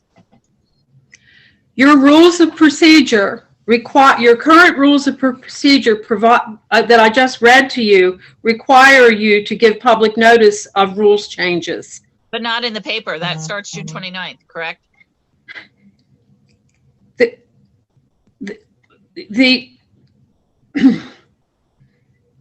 I'm not really understanding your distinction here. You have to give public notice. If we don't give public notice in the paper, how else do you think we're doing it? The website? Okay, the website, we need to do some kind of public notice. We need to put an ad in the paper and we need to put it up on the website. That would be, you know, based on standard practices for everything that you all do related to sharing stuff where you're required to with the public. That's what we would normally do. So if you're saying that you don't want to advertise it in the paper, fine. No, it's just I don't think it's a requirement. I think the port wardens I just read you the rules, Diane. I'm going to say, Jackie, we want to do both, even if it's slightly delayed. We would like to do both, even if it's slightly delayed, please. Can we accommodate that, Jackie? well, we can't do the 15 days, but we can do, if we send an ad to the paper tomorrow, we can probably have it in like 9 days before the meeting. And I think that's fair. And we'll Okay. also advertise on the website immediately, and it's just a rules of procedure change, which is really going to be beneficial. Okay, I'm going to send the rule, you know, I would suggest that all of you might want to peruse the existing rules to make sure that you're familiar with all the requirements under your rules. So Thank you very much. you need, I think a refresher would be a good idea. Thank you. You're welcome. Okay. And Jackie, we'll talk more tomorrow in the morning. Thank you. All You're right, welcome. Moving on from any other miscellaneous items you'd like to bring up from anyone? Fantastic. All right, we'll move on to adjourn the meeting and go into the work session. I move that we adjourn the meeting. Do I have a second? Second. All those in favor, say aye. Aye. Any Aye. opposed? Any abstentions? Aye. All right, this meeting is now adjourned and we will move into a work session, which will still be broadcast on YouTube, I believe. So anybody out there in the public, you can hold tight. In the work session will be on a residential plan development proposal for a 180 unit townhouse project of 100% affordable rental units requested by Folger Pratt, and the property is located off of Eris T. Allen Boulevard.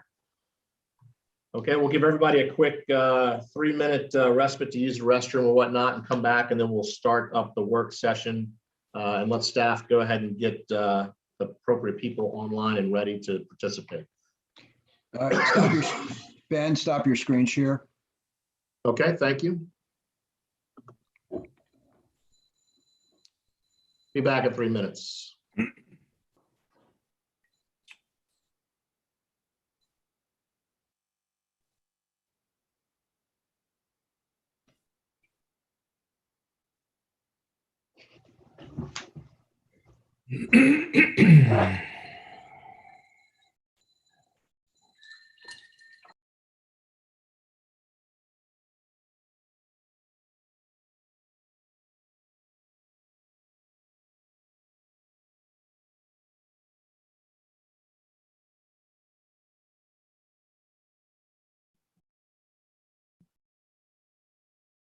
We seem to be the only ones on. And Ross, I was waving.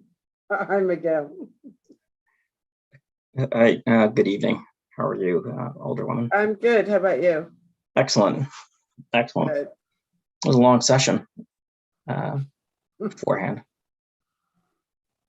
It's interesting to see the different processes the different cities go through. Just so you guys know, we are still streaming as well. Just so you're aware. It's good to Thanks, see Julian.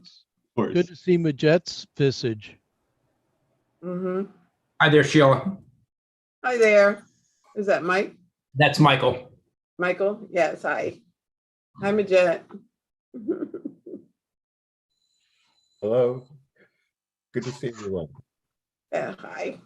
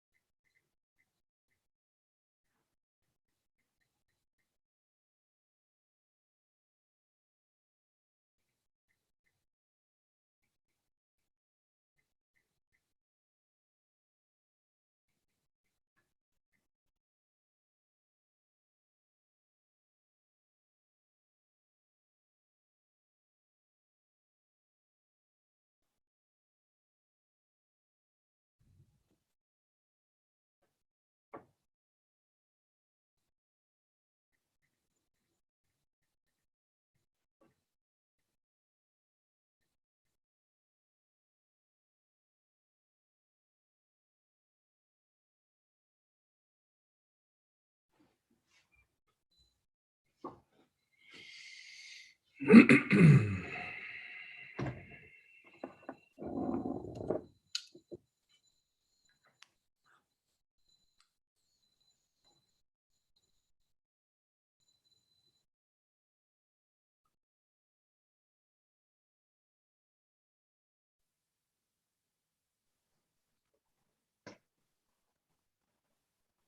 right, I'm back.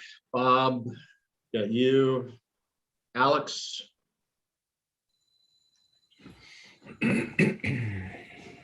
I'm here. Dave, Iams, Diane. I'm here too. Awesome.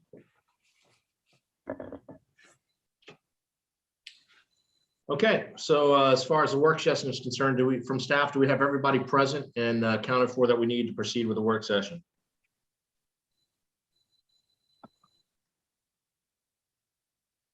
Julian's still out. No, I'm here. Yes, everyone's in. Okay. All right, well, if the work session primary, Tom, see anybody else you need here, or are we good? Tom Smith? I think everyone that I saw on the list is here. We can check with the council, Mr. Parker. If he has everyone, they can welcome to proceed. Yes, thank you, Mr. Smith. For the record, my name is Majette Parker. I'm an attorney, land use attorney, practicing real estate law in the Maryland area for over 35 years. I'm very pleased to be here from the law office of Majette Parker. I am very excited about what we're about to present to the Planning Commission. It seems that everything works out for a purpose. It was good to be here from the very beginning of this meeting. The items you had on your agenda, members of the Planning Commission, glad to see each of you here. Some of them were very relevant for what we're about to present to you, specifically about affordable housing and the upcoming comprehensive plan for 2040 that we heard from Eric Lashinsky about. It was just great to hear his voice and what their major guiding principles are, because we're going to talk about one of those guiding principles and what we're about to present to you, and that is affordable housing. How can we increase the affordable housing in the city of Annapolis? What's available for teachers, police officers, EMS personnel, and others, nurses, first responders? What's available for them in the city of Annapolis? And that's what this proposal is all about, this residential planned development.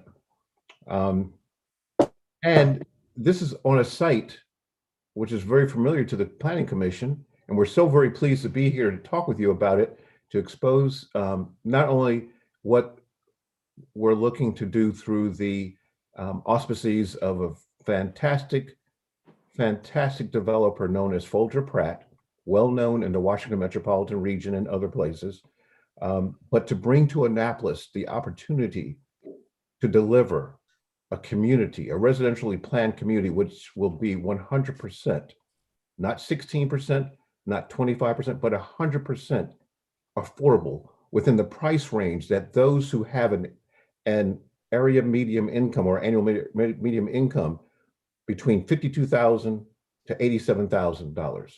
So again, we're talking about nurses, police officers, EMS personnel, first responders.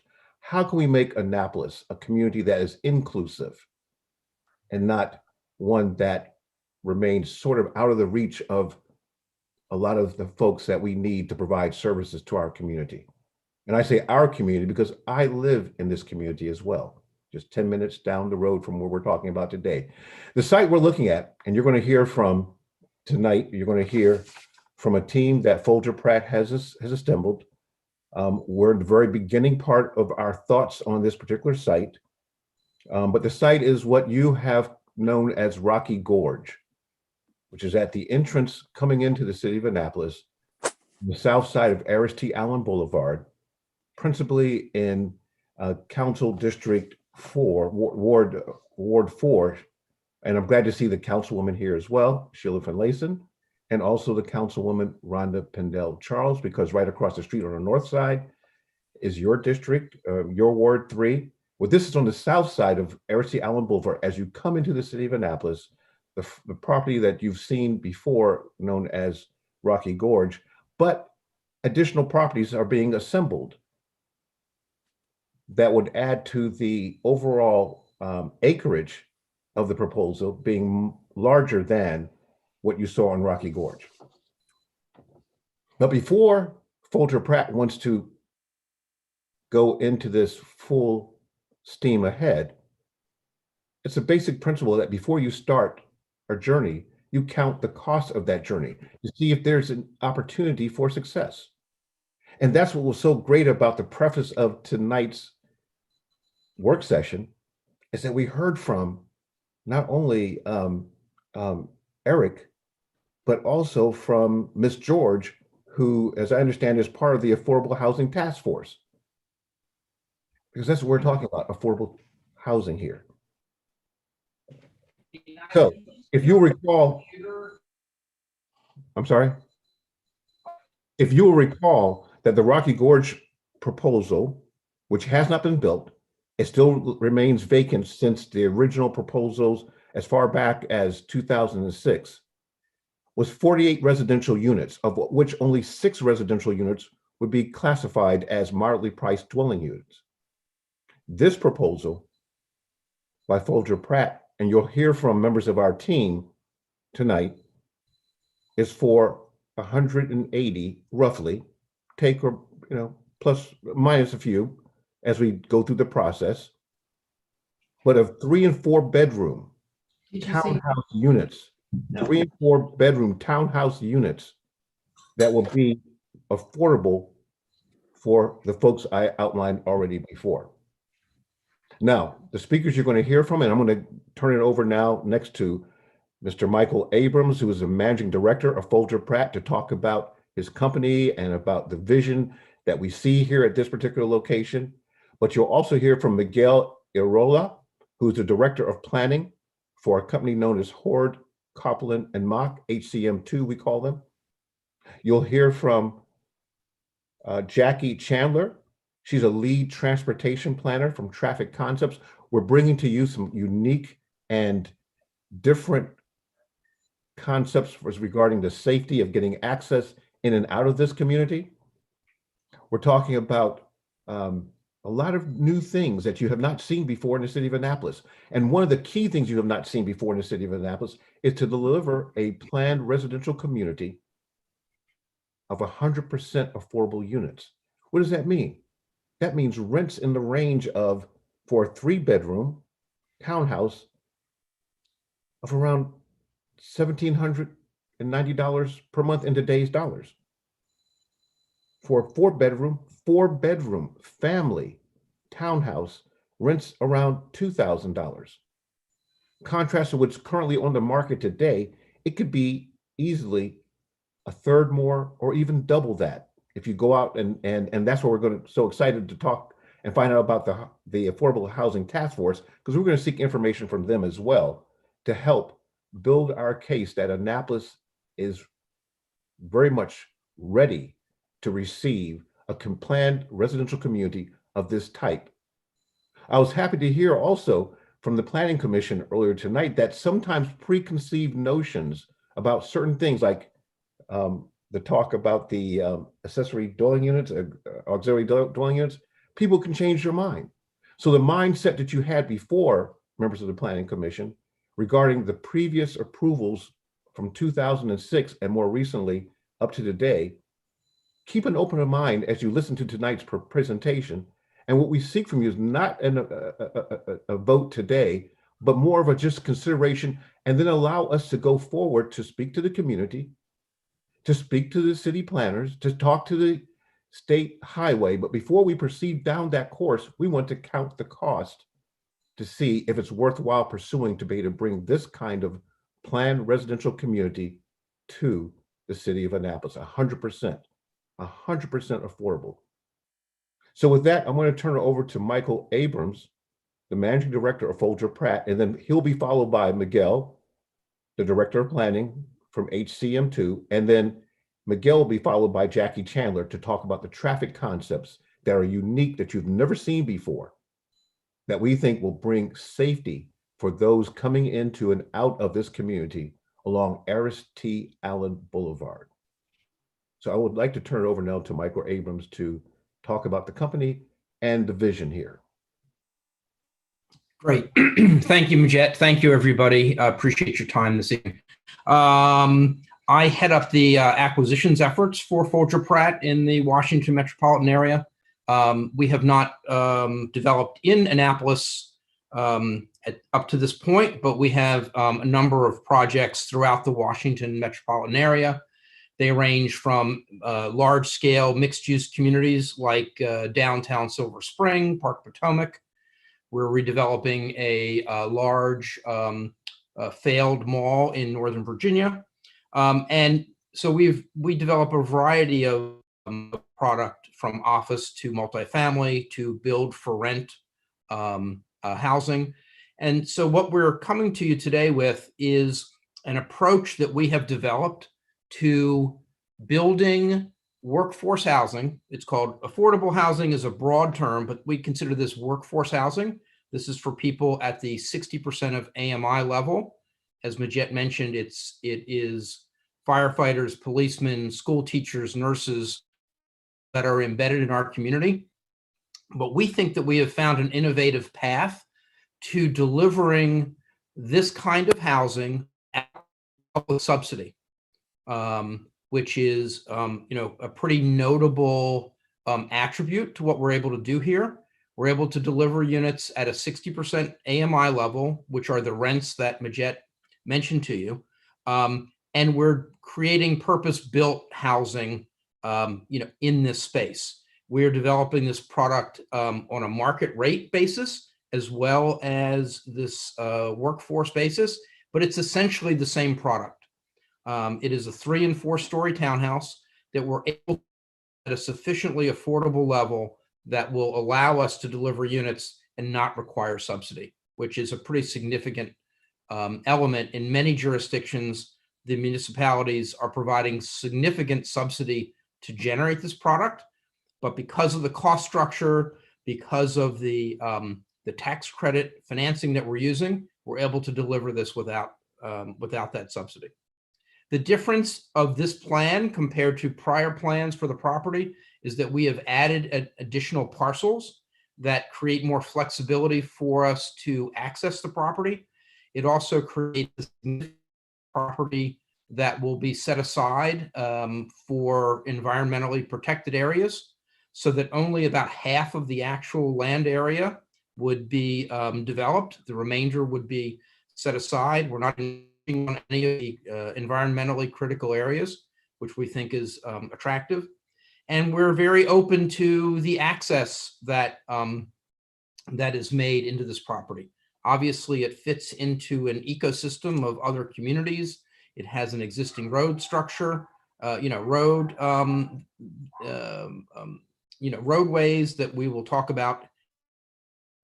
We're excited about this product. We think it is a unique opportunity to deliver a considerable amount of housing at this price point, which is something that has been very, very difficult for many municipalities to create. And we're excited to be in front of you today, and we're very open to getting your feedback and understanding what some of your concerns are as we try to advance something here. So I think with that, we want to hand it over to folks to talk about the specific site and show the layout of the property. Okay, thank you, Michael. Let me share my screen here. Okay, hopefully everyone can see that. Okay, well, thank you, Michael, again. And good evening, Mr. Chairman and members of the Planning Commission. For the record, Miguel Arola. I'm a principal with Horde Copeland Mocht. We're the architects, planners, and landscape architects for this event. It's a pleasure to be here with you this evening. And tonight I will be presenting the concept plan for the proposed community and outline some of the key design features and rationale for why the community is organized as proposed. Yeah, there we go. The site outlined in red is located, as Majette had mentioned, on the south side of Aristide Allen Boulevard, between the interchange at Solomon's Island Road and the intersection at Chinkopin Road. To the east of the site is the Oxford Landing community, which is located about here. Oxford Landing has access through Yall Road, which connects to Bywater Road and ultimately to Forest Drive. That's how they access that community. Also to the east and just south of Oxford Landing is the Bywater apartment neighborhood, with its access via Copeland Street to Bywater and onto Forest Drive. To the southwest is a stream valley that leads to Church Creek, and to the west are some large single-family home sites. So the physical site features really drove the ultimate design of the proposed community. The flatter, more developable portions of the 30.8 acre site is located to the north and to the east. The remainder is within protected, environmentally sensitive land, which includes the critical area boundaries, which are shown in these white dashed lines. There's a wetland and stream valley buffer, which is this kind of smaller dashed line in there that contains some wetlands. There's also about 11.5 acres of forested land within a conservation easement. Which is about 50% of the total site area, approximately. So there are some steep slopes also within these areas. The existing zoning is R1, R1A, and R1B. So here are some street views, images, mostly from the Aristide Allen Boulevard, and the site is kind of shown there in white, or called out, I should say. And the lower right-hand image is taken from Yall Road, looking west towards the site from the Oxford Landing community. Given the site context and the site conditions that I just described, we have prepared this concept plan. The design proposal is for a townhouse community of 100% affordable rental homes. The site design is informed by the preservation of the environmental features. It provides safe access and connectivity to adjoining neighborhoods. And there's an equitable open space strategy for the new residents, and also extends really to the surrounding communities as well. The street network is comprised of a central spine street that would connect to Yall Road in the Oxford Landing community. There's a secondary kind of loop street that reinforces that particular network. And it starts to connect some rear alleys, which provide access to the rear loaded garages for all the townhomes.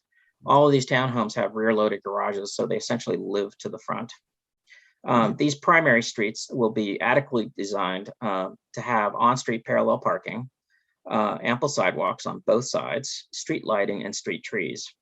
The spine street also serves as a safe connection to Oxford Landing for both vehicles as well as pedestrians. Access from Aristide Allen is proposed at Godspeed Way. Our traffic engineer will discuss this in a little bit more detail right after my presentation. The organization of the streets also provides the framework for a meaningful open space strategy, shown here. Rather than backing the homes against the forested areas to essentially privatize the forest amenity, this plan does the complete opposite. Half of the spine street, which is shown right here, is intentionally designed as a single loaded greenway street. This provides a more equitable access and visibility to the forest edge. So it's for everyone, not just the few potentially folks that would have it backed on under other circumstances. But this provides, again, more equitable access and visibility for everyone.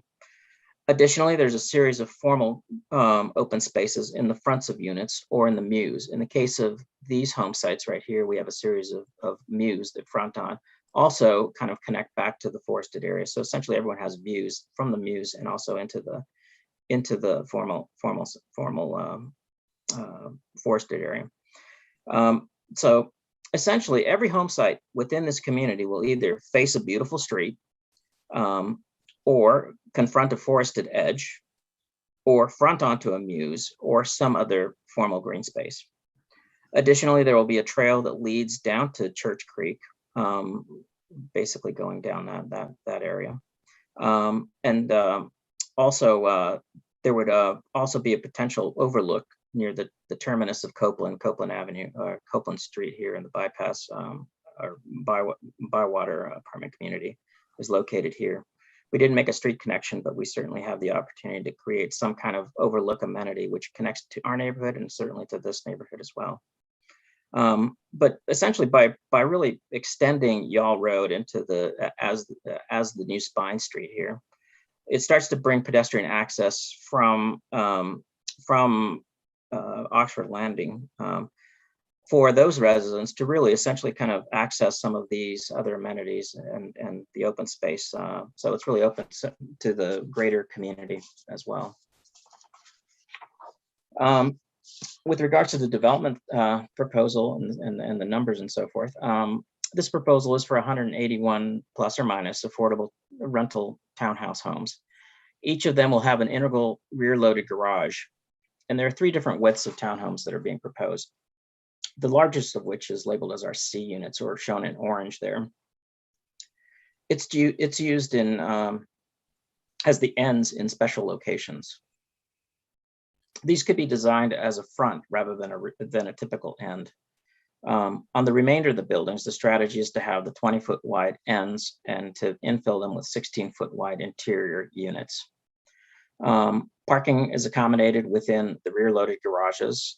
There's some places where we do have some tandem spaces. We do have off-street parking lots that are located along the alleys, and we have on-street parking along Street A and Street B. Overall, the parking ratio is 2.4 spaces per unit.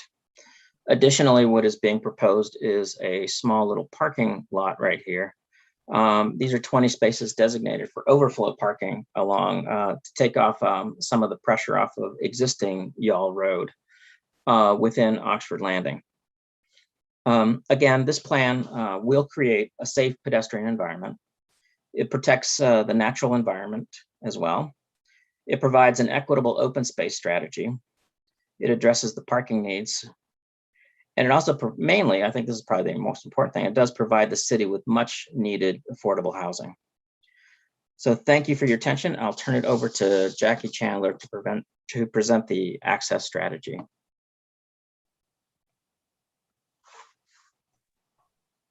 Thank you, Miguel. For the record, my name is Jackie Chandler with the firm of Traffic Concepts. I'm a transportation planner. We had the opportunity to work with Folger Pratt on this project. My firm was involved with this project initially when it was referred to as Rocky Gorge. We looked at some alternatives, looking back at some of the concerns of the commissioners and the community. With the initial project, we took a fresh look at this project. The plan at this time is to provide a right-in, right-out access to Aris T. Allen. With the additional property that's been added, we've been able to move that right-in, right-out further away from Chinquapin, which I know was of concern previously. In addition to that, as Miguel mentioned, there's an access to Y'all Road.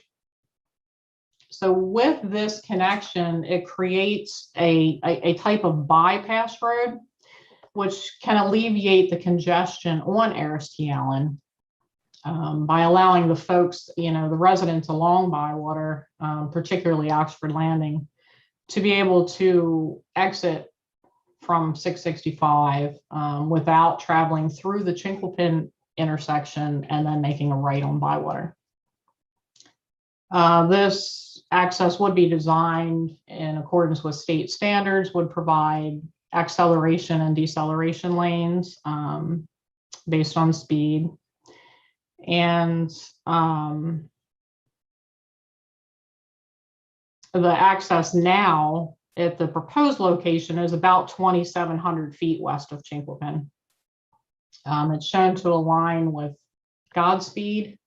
One of the things that we did discuss with Folger Pratt is possibly in the future providing a full movement intersection here. This could be done two ways. It could be done as a Maryland T style intersection, which allows a left turn, would allow a left turn out of the site onto 665, or possibly as a full movement with all movements allowed, including Godspeed, for any future development that could occur on that side of the road, or as a possible connection to Fairfax Road. Not sure how, the city would look at that, but that was a possibility as well. Folger Pratt is willing to look into that Maryland T and or full movement intersection. They're willing to fund that, understanding that would require approvals from the State Highway Administration.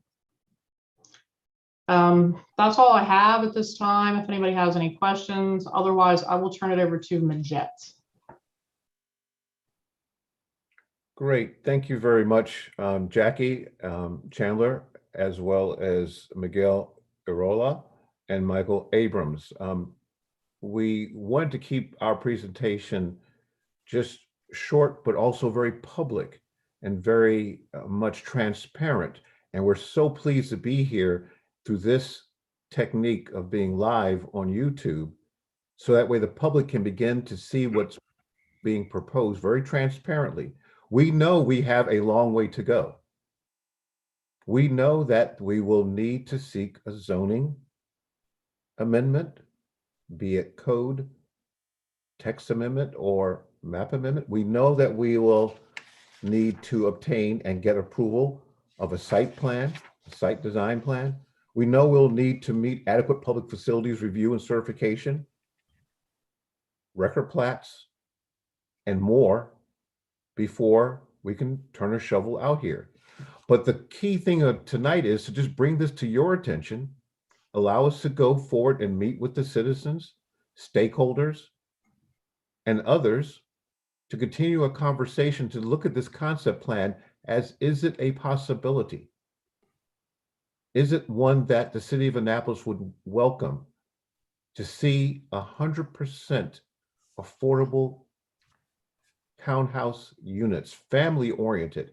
That, by the way, and had Michael was kind of reserved about what he's saying, but this will be no different in quality than the market rate product that you see throughout the region.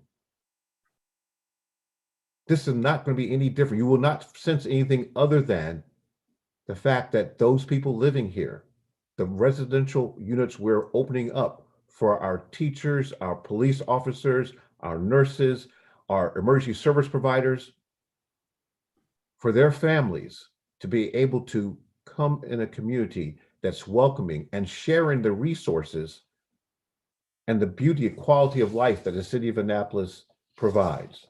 It was so interesting to begin at the opening of your session tonight to hear about the comprehensive plan and the guiding principles specifically about land use.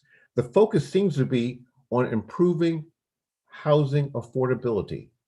That is what this concept plan here that has been presented very briefly, but a lot of thought has gone into it, and a lot more thought will go into it as we move forward through the various processes to take this concept to turn it into a reality. But it was so great to hear about the Annapolis Ahead 2040 comprehensive plan.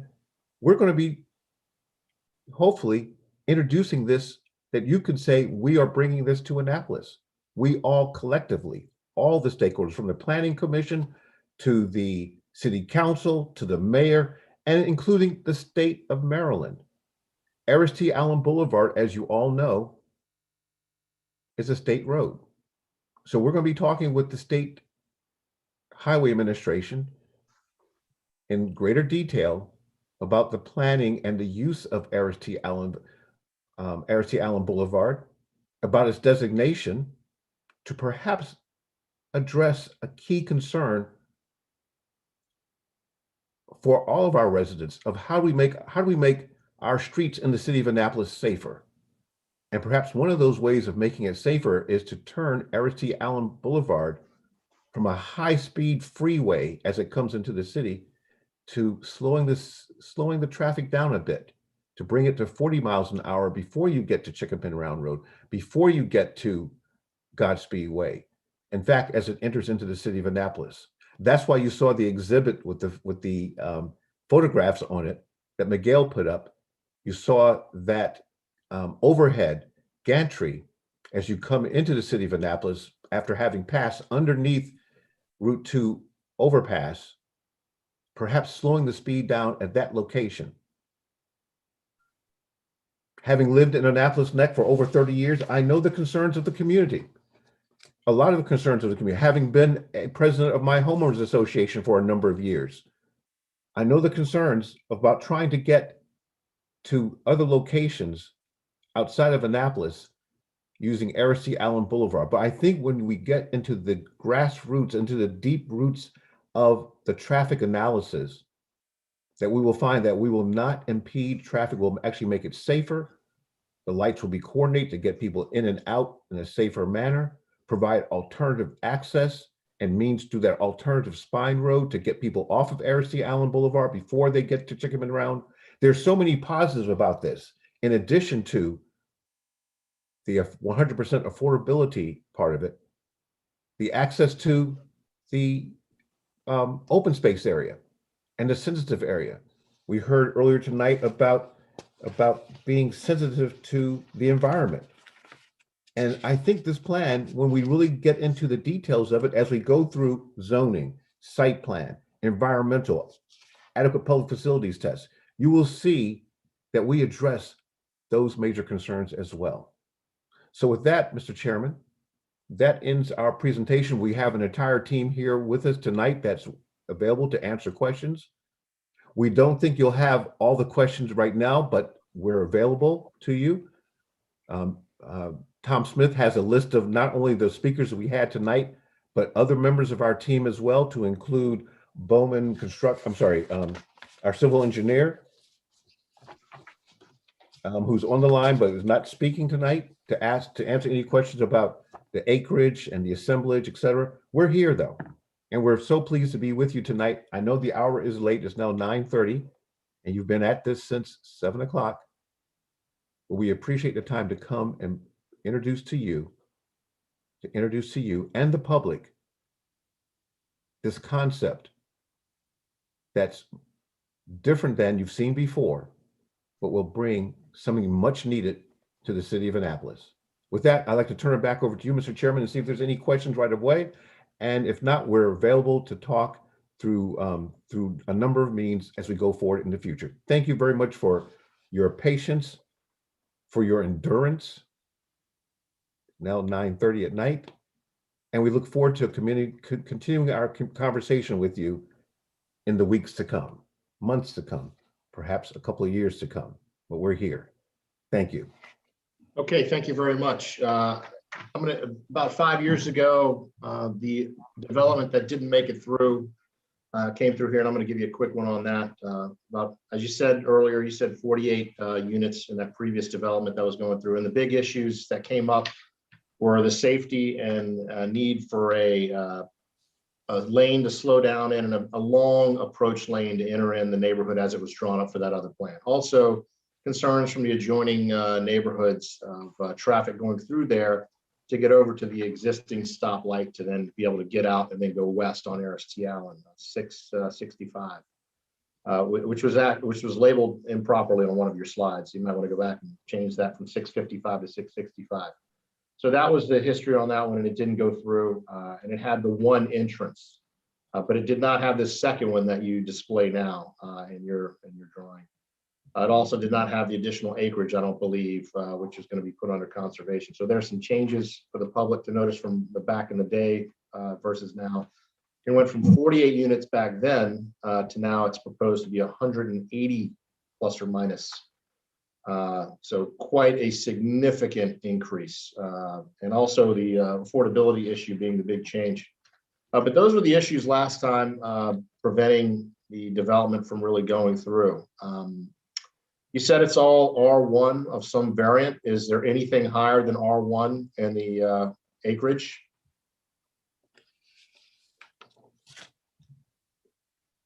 in the assembled acreage of what was formerly known as Rocky Gorge, that was R1A and R1B. The additional acreage is probably not residential, but probably more of an open space, but we really haven't studied it that in greater detail. Perhaps maybe someone else from the team, Miguel, or maybe our civil engineer can address the zoning on those other pieces. All right, so going from R1A and B, clearly you would need exception to build something of this magnitude.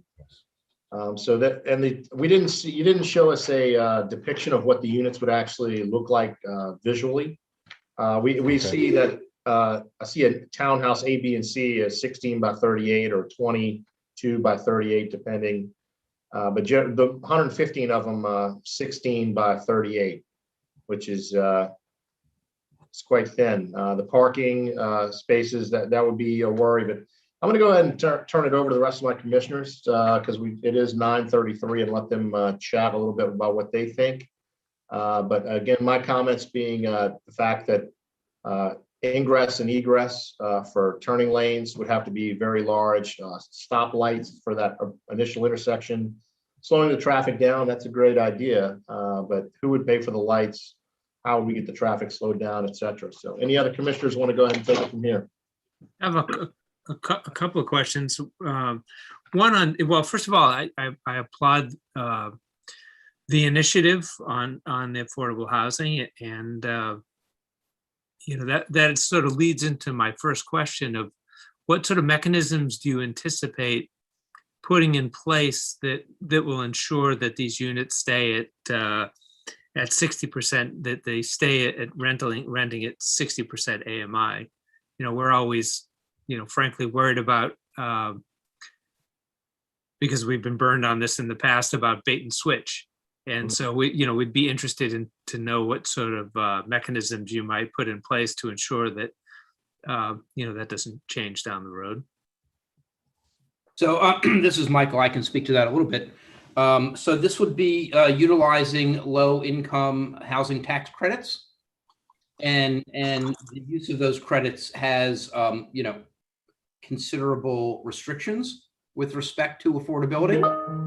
So part of the tax credit agreement is the term of the affordable requirement. So all that is built into the financing structure. And that essentially has a time limit based on how long the financing, once those bonds get paid back or whatever, those restrictions get removed, or is that how that works? The requirement under that financing is that it has at least a minimum of 40 years. Okay. But in addition to that, if I may interject, the city has a strong amount of authority in granting the type of density we're talking about here in a number of units through a zoning text amendment approach, for example, because that was what controls usage. And we haven't worked on this yet. I'll just tell you that right up front, very candid with you. But to craft a zoning text amendment that addresses a particular type of use, and we could perhaps explore tying it into a much longer time period, if not indefinite, if that is possible. And I think we would be amenable to talking about that, because we're going to need your help to do that. And we're going to need the city council's help to do it as well, in order to get that type of increase in density that was mentioned earlier. We're going to need to either map amendment or text amendment. And I think the text amendment approach would allow greater long-term control over the question you just asked. Yep. Great, thanks. I'm glad to know that's already at the forefront of your. It's built into the financing program. And then the second thing I wanted to ask about revolves around the RSTL and access. That's something I've commented on in the past. Before I was on the commission. So anybody who knows me knows that sort of where I've commented in the past about that. I think just a comment in general, that if you were to able to wave a magic wand to do perhaps what you mentioned in the presentation and in the the document to make it a low-speed boulevard. And by low-speed boulevard, I'm going to say like 25 miles an hour, not 40, because that's like not a highway and not a city street. It's something in between that's actually really unsafe. But if it, if you could wave a magic wand and make this Aristide Allen a low-speed boulevard, I think that would be a huge benefit to Oxford Landing and to the human scale of the entire area. That said, have you had actually any discussions with State Highway Administration? My experience with them is that anything that even potentially goes against their attitudes about level of service is a non-starter. And a traffic light with 50-mile-an-hour speed limits or even 40-mile-an-hour speed limits is liable to still be not particularly safe, not pedestrian friendly. And I just don't have any faith that State Highway Administration, even if they allowed a light there, would allow a change fundamentally in the character of that road. So I'm just curious if you've engaged with them and whether you've gotten their temperature on that. We have engaged with one, and State Highway, by the way, is a very complex, large. That's precisely the problem that I'm getting at. Right, exactly. They're not very easy to work with. Right, and we've engaged conversation with their site access engineers, Mhm. say whether or not there's any prohibition about what we're proposing, and there was no prohibition. In that conversation, though, they did say if we wanted to address that issue about speed and the designation, the highway designation, I'm not using the terminology accurately, but there's a designation that Jackie knows much better than I. They would be willing to at least circulate that when we formally apply. What would be a great help to us, though, if we had the full support of the city of Annapolis to come in and say that this is what you want. This is a gateway to the city of Annapolis. You, the city council, the mayor, this is coming into you. And so we would like to move that conversation forward, but we need your help.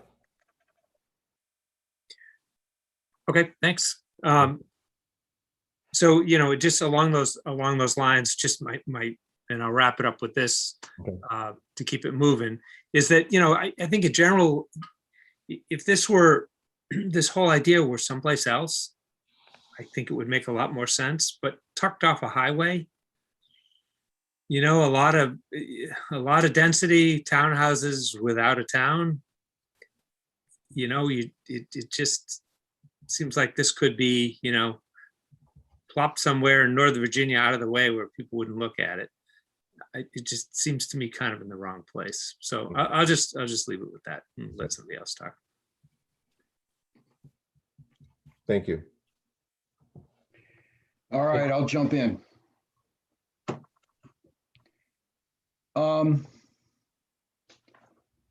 Currently zoned and would require major changes to our concept of what should go there and what can be there. I would say that there's no way that I could ever vote for this unless there was already approval from the State Highway Administration for a full-scale intersection. I think that if we approve it, we should not go into it blind, because if that happens, what happens across the road is that property will also be developed, because access has been its problem all along as well. So we may be getting more than one bird if this ever proceeds. What gives me a great deal of pause is the 3 times more housing, more units from 48 to 181. It's more than, whatever it is, it's more than 3 times the number of units that was proposed before. And the amount of resistance that people in Oxford Landing had would be multiplied by 3 if this thing begins to move forward. So they have, and with respect to Oxford Landing, before I leave that, the Y'all Road that you're proposing is going to become a very, very fast and very busy street, as you've proposed it. And it will lead to a tremendous amount of more traffic going through Yall Road than currently exists. And I find it hard to square that probability with your description of people living on a beautiful street. I think that would become a very fast, very difficult road to negotiate. Could see that it being difficult to cross as a kid on a bicycle or somebody wanting to go and use some of the green spaces. So I think that what you're doing is essentially dumping a lot of traffic. A lot of the Oxford Landing traffic will go through this connection to Yall Road, and it will become a very difficult street to negotiate.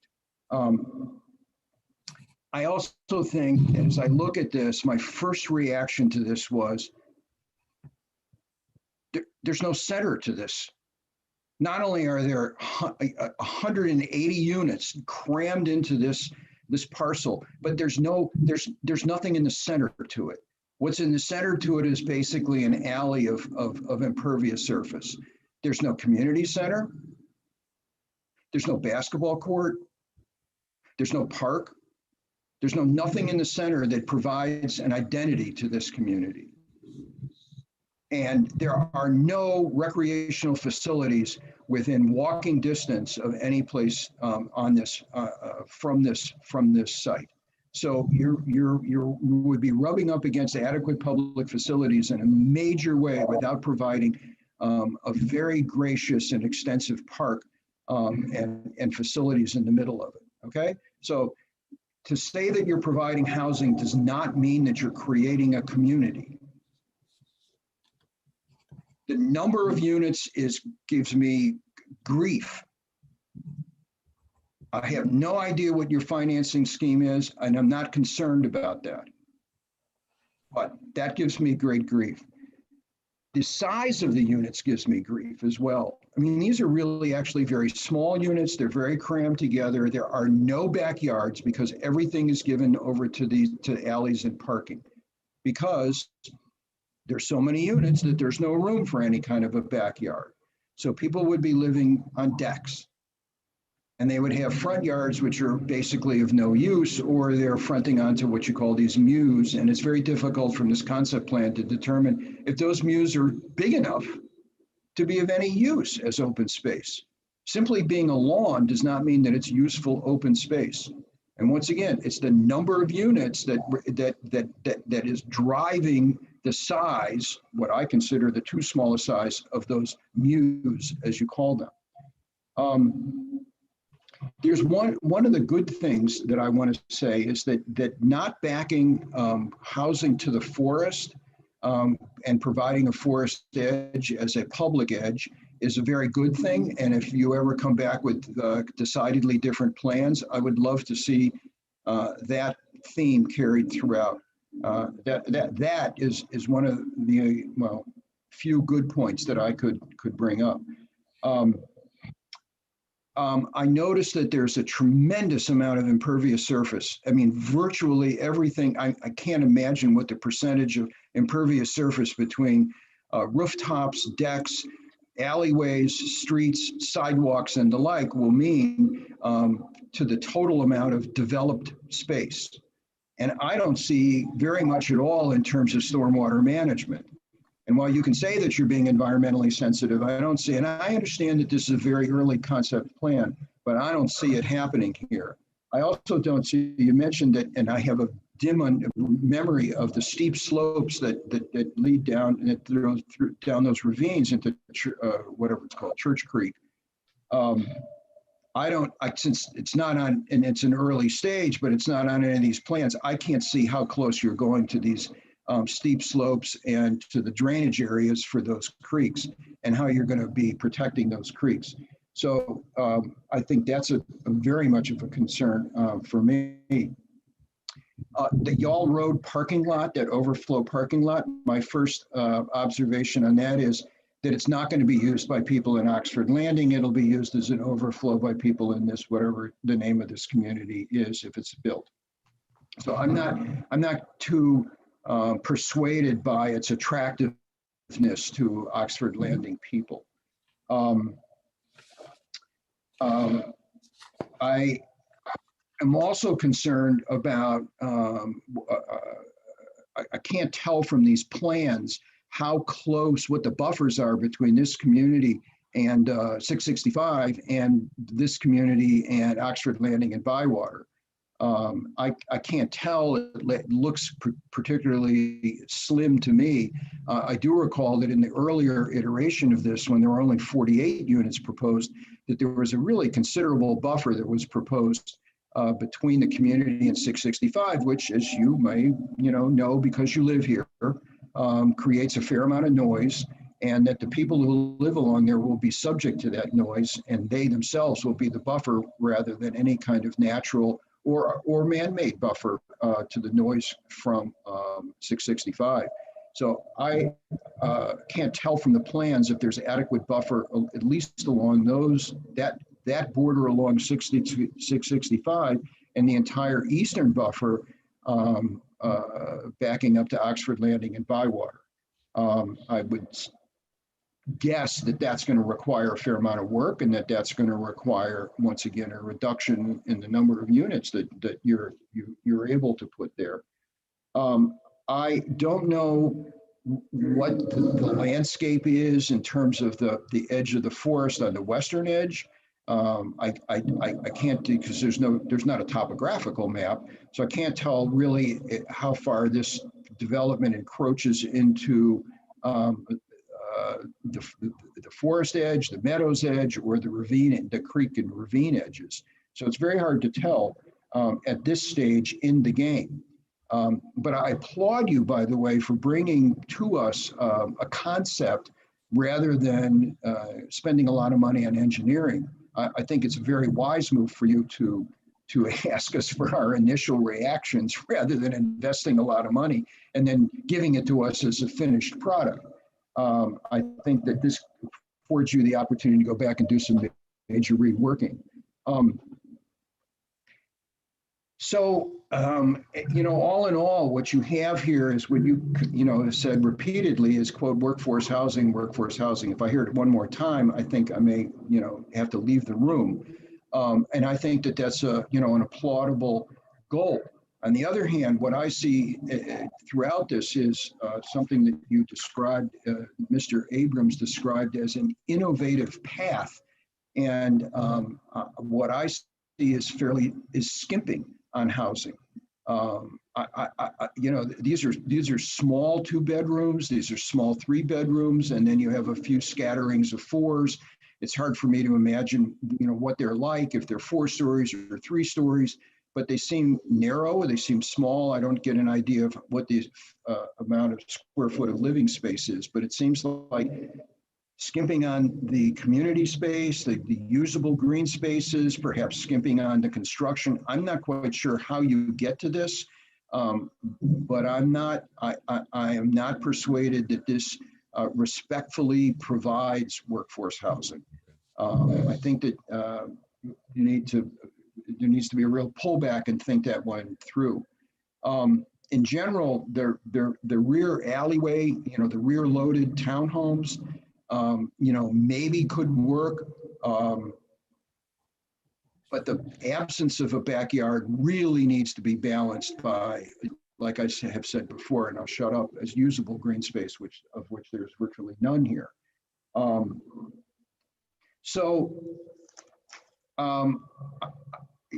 Before you could gain a favorable vote from me, your number of units would have to be significantly reduced in order to reach those other goals. And you'd have to have a very firm commitment from State Highway Administration that they will in fact accept a boulevard between Chinkopin and this stoplight. I applaud that. I think that 665 could be made more into a boulevard. I think that would be useful. I see no need for 50 miles an hour and then slam on the brakes. So I think that's a good goal to seek. But you can't give us, we're going to talk. We hope in the future that SHA will agree to this. I think it needs to be a very firm commitment that this is what will happen. And on the other end, there needs to be a real look again at what you're doing to Y'all Road. I noticed in your materials that you said something about a reworking of Y'all Road. I have no idea what that might mean, but I can tell you that this access to and from 665 will lead to a great deal more traffic on Y'all Road itself. You asked for my comments. There they are. Thank you very much for those candid comments, and that's what we are asking for. Yes, so we can go back and rework a lot of the thoughts that we're receiving here. Because again, this is strict concept at this point. But thank you, Michael. You had anything to add to that? No, I mean, none of the underlying comments, you know, are inherently unworkable. Right.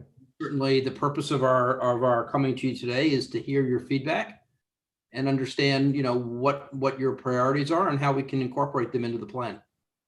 Okay. So I'll jump in here now as another planning commissioner. I've had my hand raised for a while now. I think that there's I agree with a lot of what Bob has said and a lot of what Alex said too, with regards to, especially with 665. I think that definitely there are a lot of issues there. You know, 40 mile an hour is still really fast because Forest Drive is 40 mile an hour and everybody's 50 miles an hour on there. So that's still really fast, calling it a boulevard. I think anything that, you know, even a right in, right out, people are still going to try to make a U-turn at Chinkapin Round Road, which is dangerous.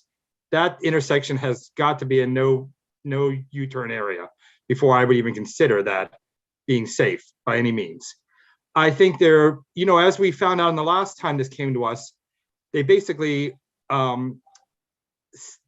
we had some issues with Y'all Road, and a lot of those issues I think could have been cleaned up a lot. But there were a lot of issues with Oxford Landing, and they were trying to work on the issues they had within their community with regards to all their rentals, illegal rentals, and all their overflow parking all down the side of Y'all Road that needs to be cleaned up. I'd like to see what the status of that is. Now, first of all, most of these work sessions, we usually have an application in place. We don't have one yet, which I understand because there's a lot to consider here. But so anything I say cannot be construed as me saying yes or no, or go down this path or go down that path, because it's way too early for that. But these are just my initial concerns. So don't take it as saying by any means that you don't have my support or you do have my support, because it's way too early to make that decision. After an application is in, then I can give things that you can, you know, hold on to a little bit. And once we're in the public hearing, I do think that, you know, this 500 units, you know, I think there are 3 and 4 bedroom units and 178 of them. So that's 500-600 people. It could be potentially. I'm not saying that it's going to be 500 to 600, maybe only 2 people in a unit, but it could be that much potentially. That is a lot of people. Now we're talking about rentals. We're not talking about moderately priced dwelling units that are going to come into the home ownership aspect like the other one was. There were 6 units that were moderately priced dwelling units that people could buy in the other one. This is 181 affordable housing units, which I think are great, but it can't blind us from everything else. And I think we have to really take that into consideration. I know it's a way to, you know, convince us to do things and we should follow that. And I think it's great, but I just don't want to be blinded by it as we go forward. That they have to be, it still has to be a quality thing.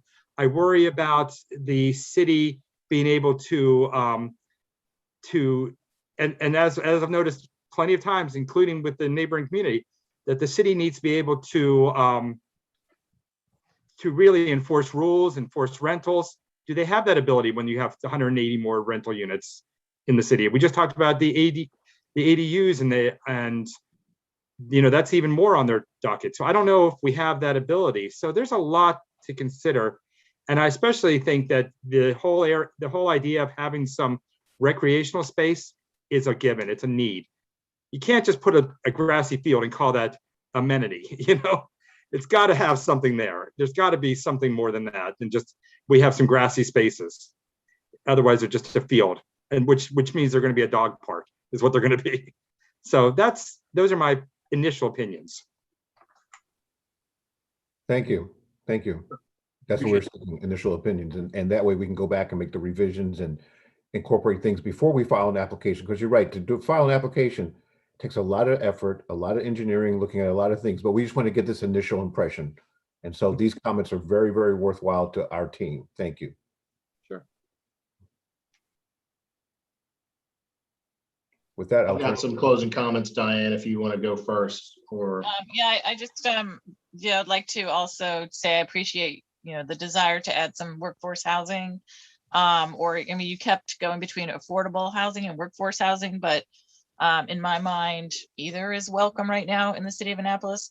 But just for the lateness of the hour, I just want to reiterate that I think my fellow commissioners did a great job of covering most of my concerns, and I will just say that for the time being. But thank you for the presentation.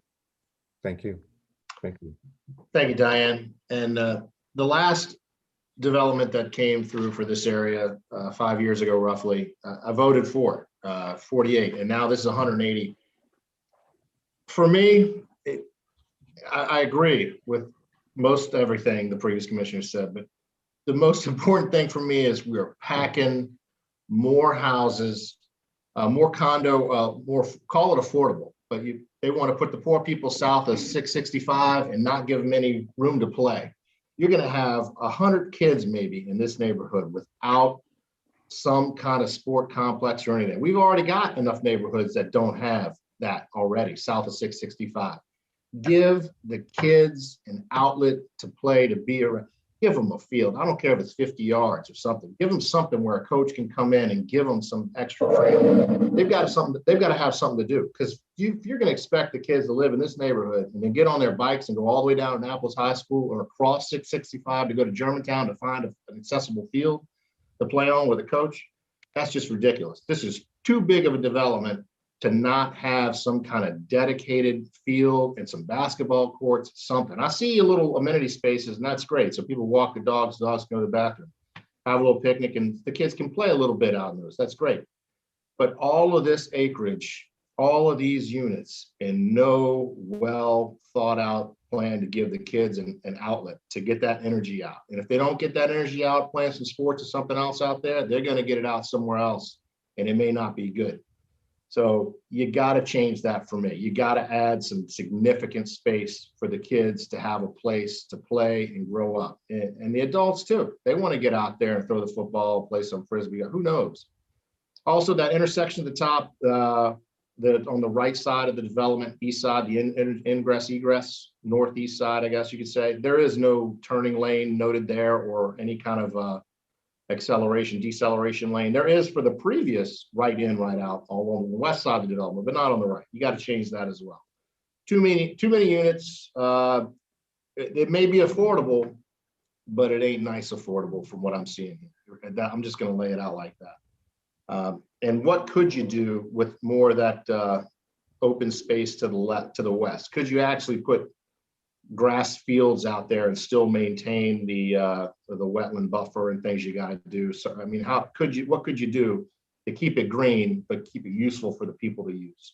That's the big ticket items for me, in addition to what was already said by the previous commissioners. I mean, I want to see you succeed. Something's going to have to go here eventually. We got to come to a conclusion. And to get affordable housing is yeah, sure, great. I'm all for that. But as proposed, needs to be some major changes. And I don't want to see people in affordable housing get hosed and not have proper public access to something they can use to have their kids enjoy their afternoon. Just sitting in the street just isn't going to do it for me. That's all I have. Anything else from the commissioners before we close out? Thank you. We do have Rhonda Pindell Charles. We do. We've got some city council members here, and I want to hear from them as well. But from the commissioners first, anything last minutes? Okay, on to whose district this would be in and closest. And we've got two of them here, Ms. Finlayson and Ms. Rhonda Pindell Charles. So go ahead, whichever one of you wants to go first. Good evening to everyone. Alderman Finlayson, did you want to go first? Good evening to everyone. First of all, I'd like to thank you all for your presentation this evening. It's been very interesting to listen to all of what has been offered, but also the comments that came after that. As some of you may or may not know, Oxford Landing has 9 streets, and 5 of them are represented by Alderwoman Finlayson in Ward 4. 4 of the streets are represented by me in Ward 3, and one of the streets that I represent is Y'all Road. And so a few years ago, and I'm only going to comment on one issue tonight. A few years ago, when we had the other proposal, I knocked on 216 doors in Oxford Landing, every unit, to find out what the residents were concerned about, which I knew it would be the traffic through Y'all Road. And I ended up securing petition names from 90%, at least one person from every household, 90% signed a petition and said their main concern was the traffic coming through Y'all Road, as well as the quality of life. And there's also a playground area within the Oxford Landing community. So I'm only going to weigh in on one issue tonight. That's the one. And as we all know, how many times can we get 90% of people to agree on anything in this day and time? So I submitted those documents to Planning and Zoning this morning, but also several years ago, the Fairfax Road residents weighed in on it as well. We in Ward 3 try to work together and be good neighbors, and they were very concerned about their neighbors over in Oxford Landing. So I just wanted to mention that to you all today. Thank you. All right, thank you, Ms. Bindel. Charles, on to Ms. Finlayson. Yes, thank you for the opportunity to the commissioners for allowing the Folger Pratt team to deliver their proposal to you. As they've said numerous times, this is a work in progress. It's the very early stages, and they thought it was important to get your opinion, your take on a proposal such as this. I do have one half of Oxford Landing, as the Alderwoman said, and we split Y'all Road. I'm the left side, she's the right side.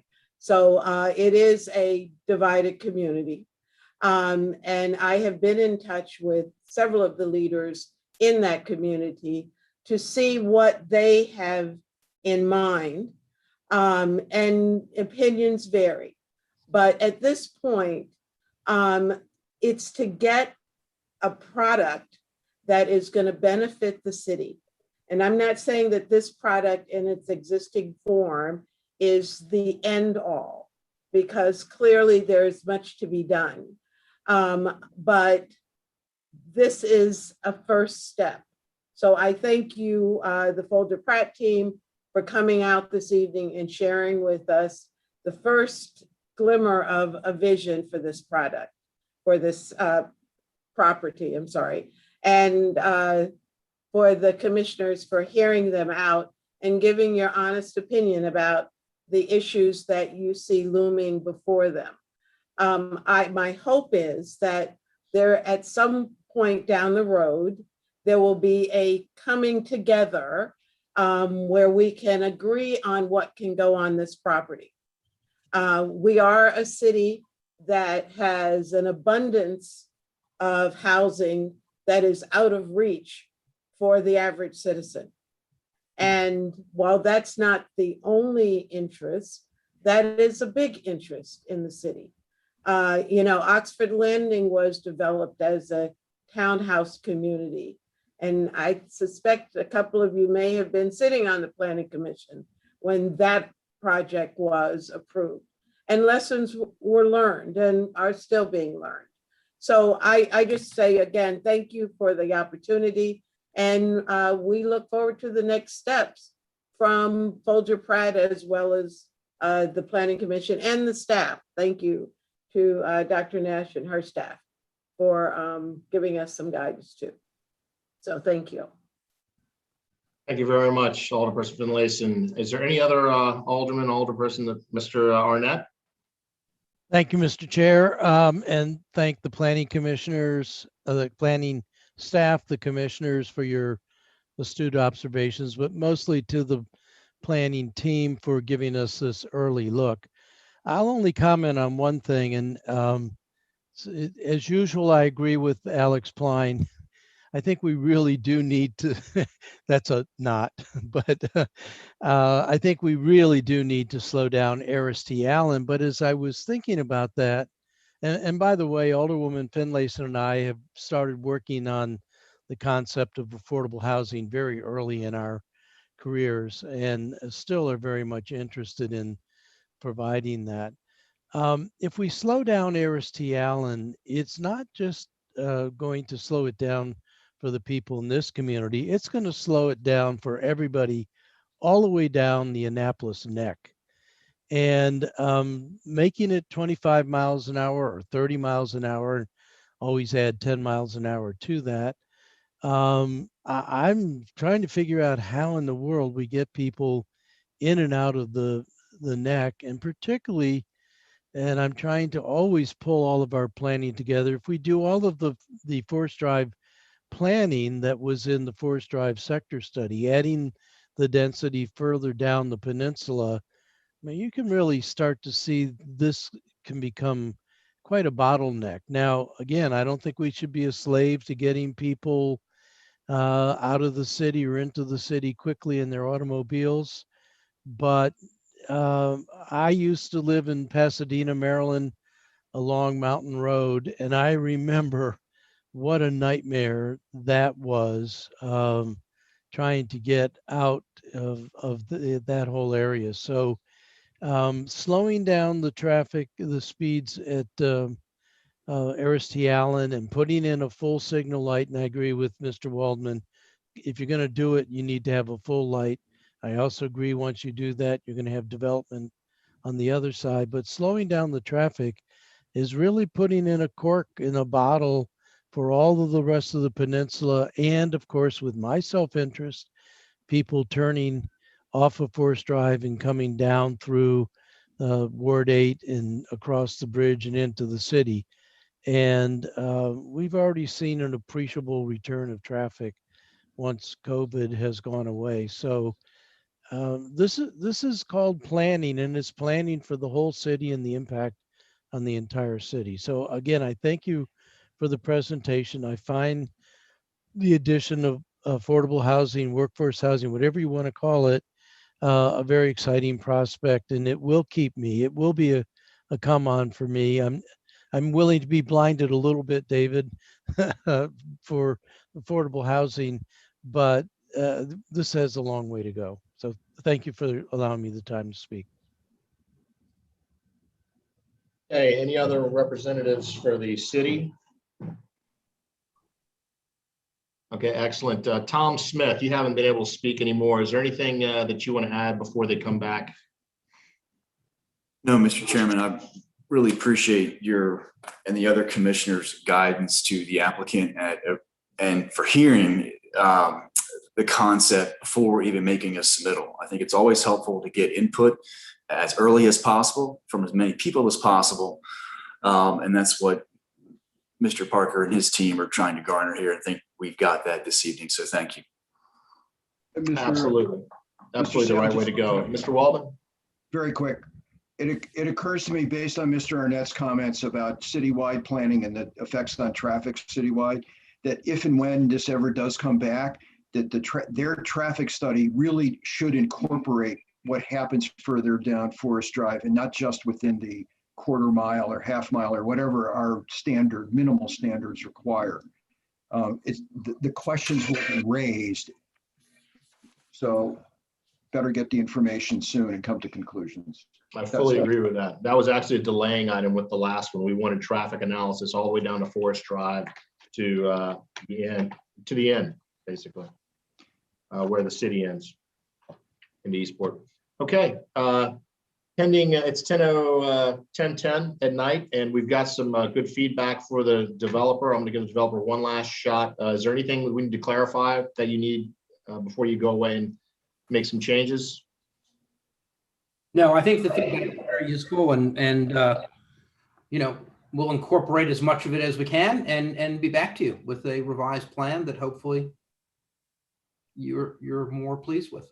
Okay, and we are free to have another work session when that happens, and feel free to work with our planning department, and we'd be glad to accommodate you again. Seriously, that's great. Let's work to some kind of conclusion here and get some movement on it. Okay, being that it's the end of the night, 10:10, commissioners, last minute items before we close out the meeting, close out this work session. Okay, we'll go ahead and close out the work session. Thank you, everyone.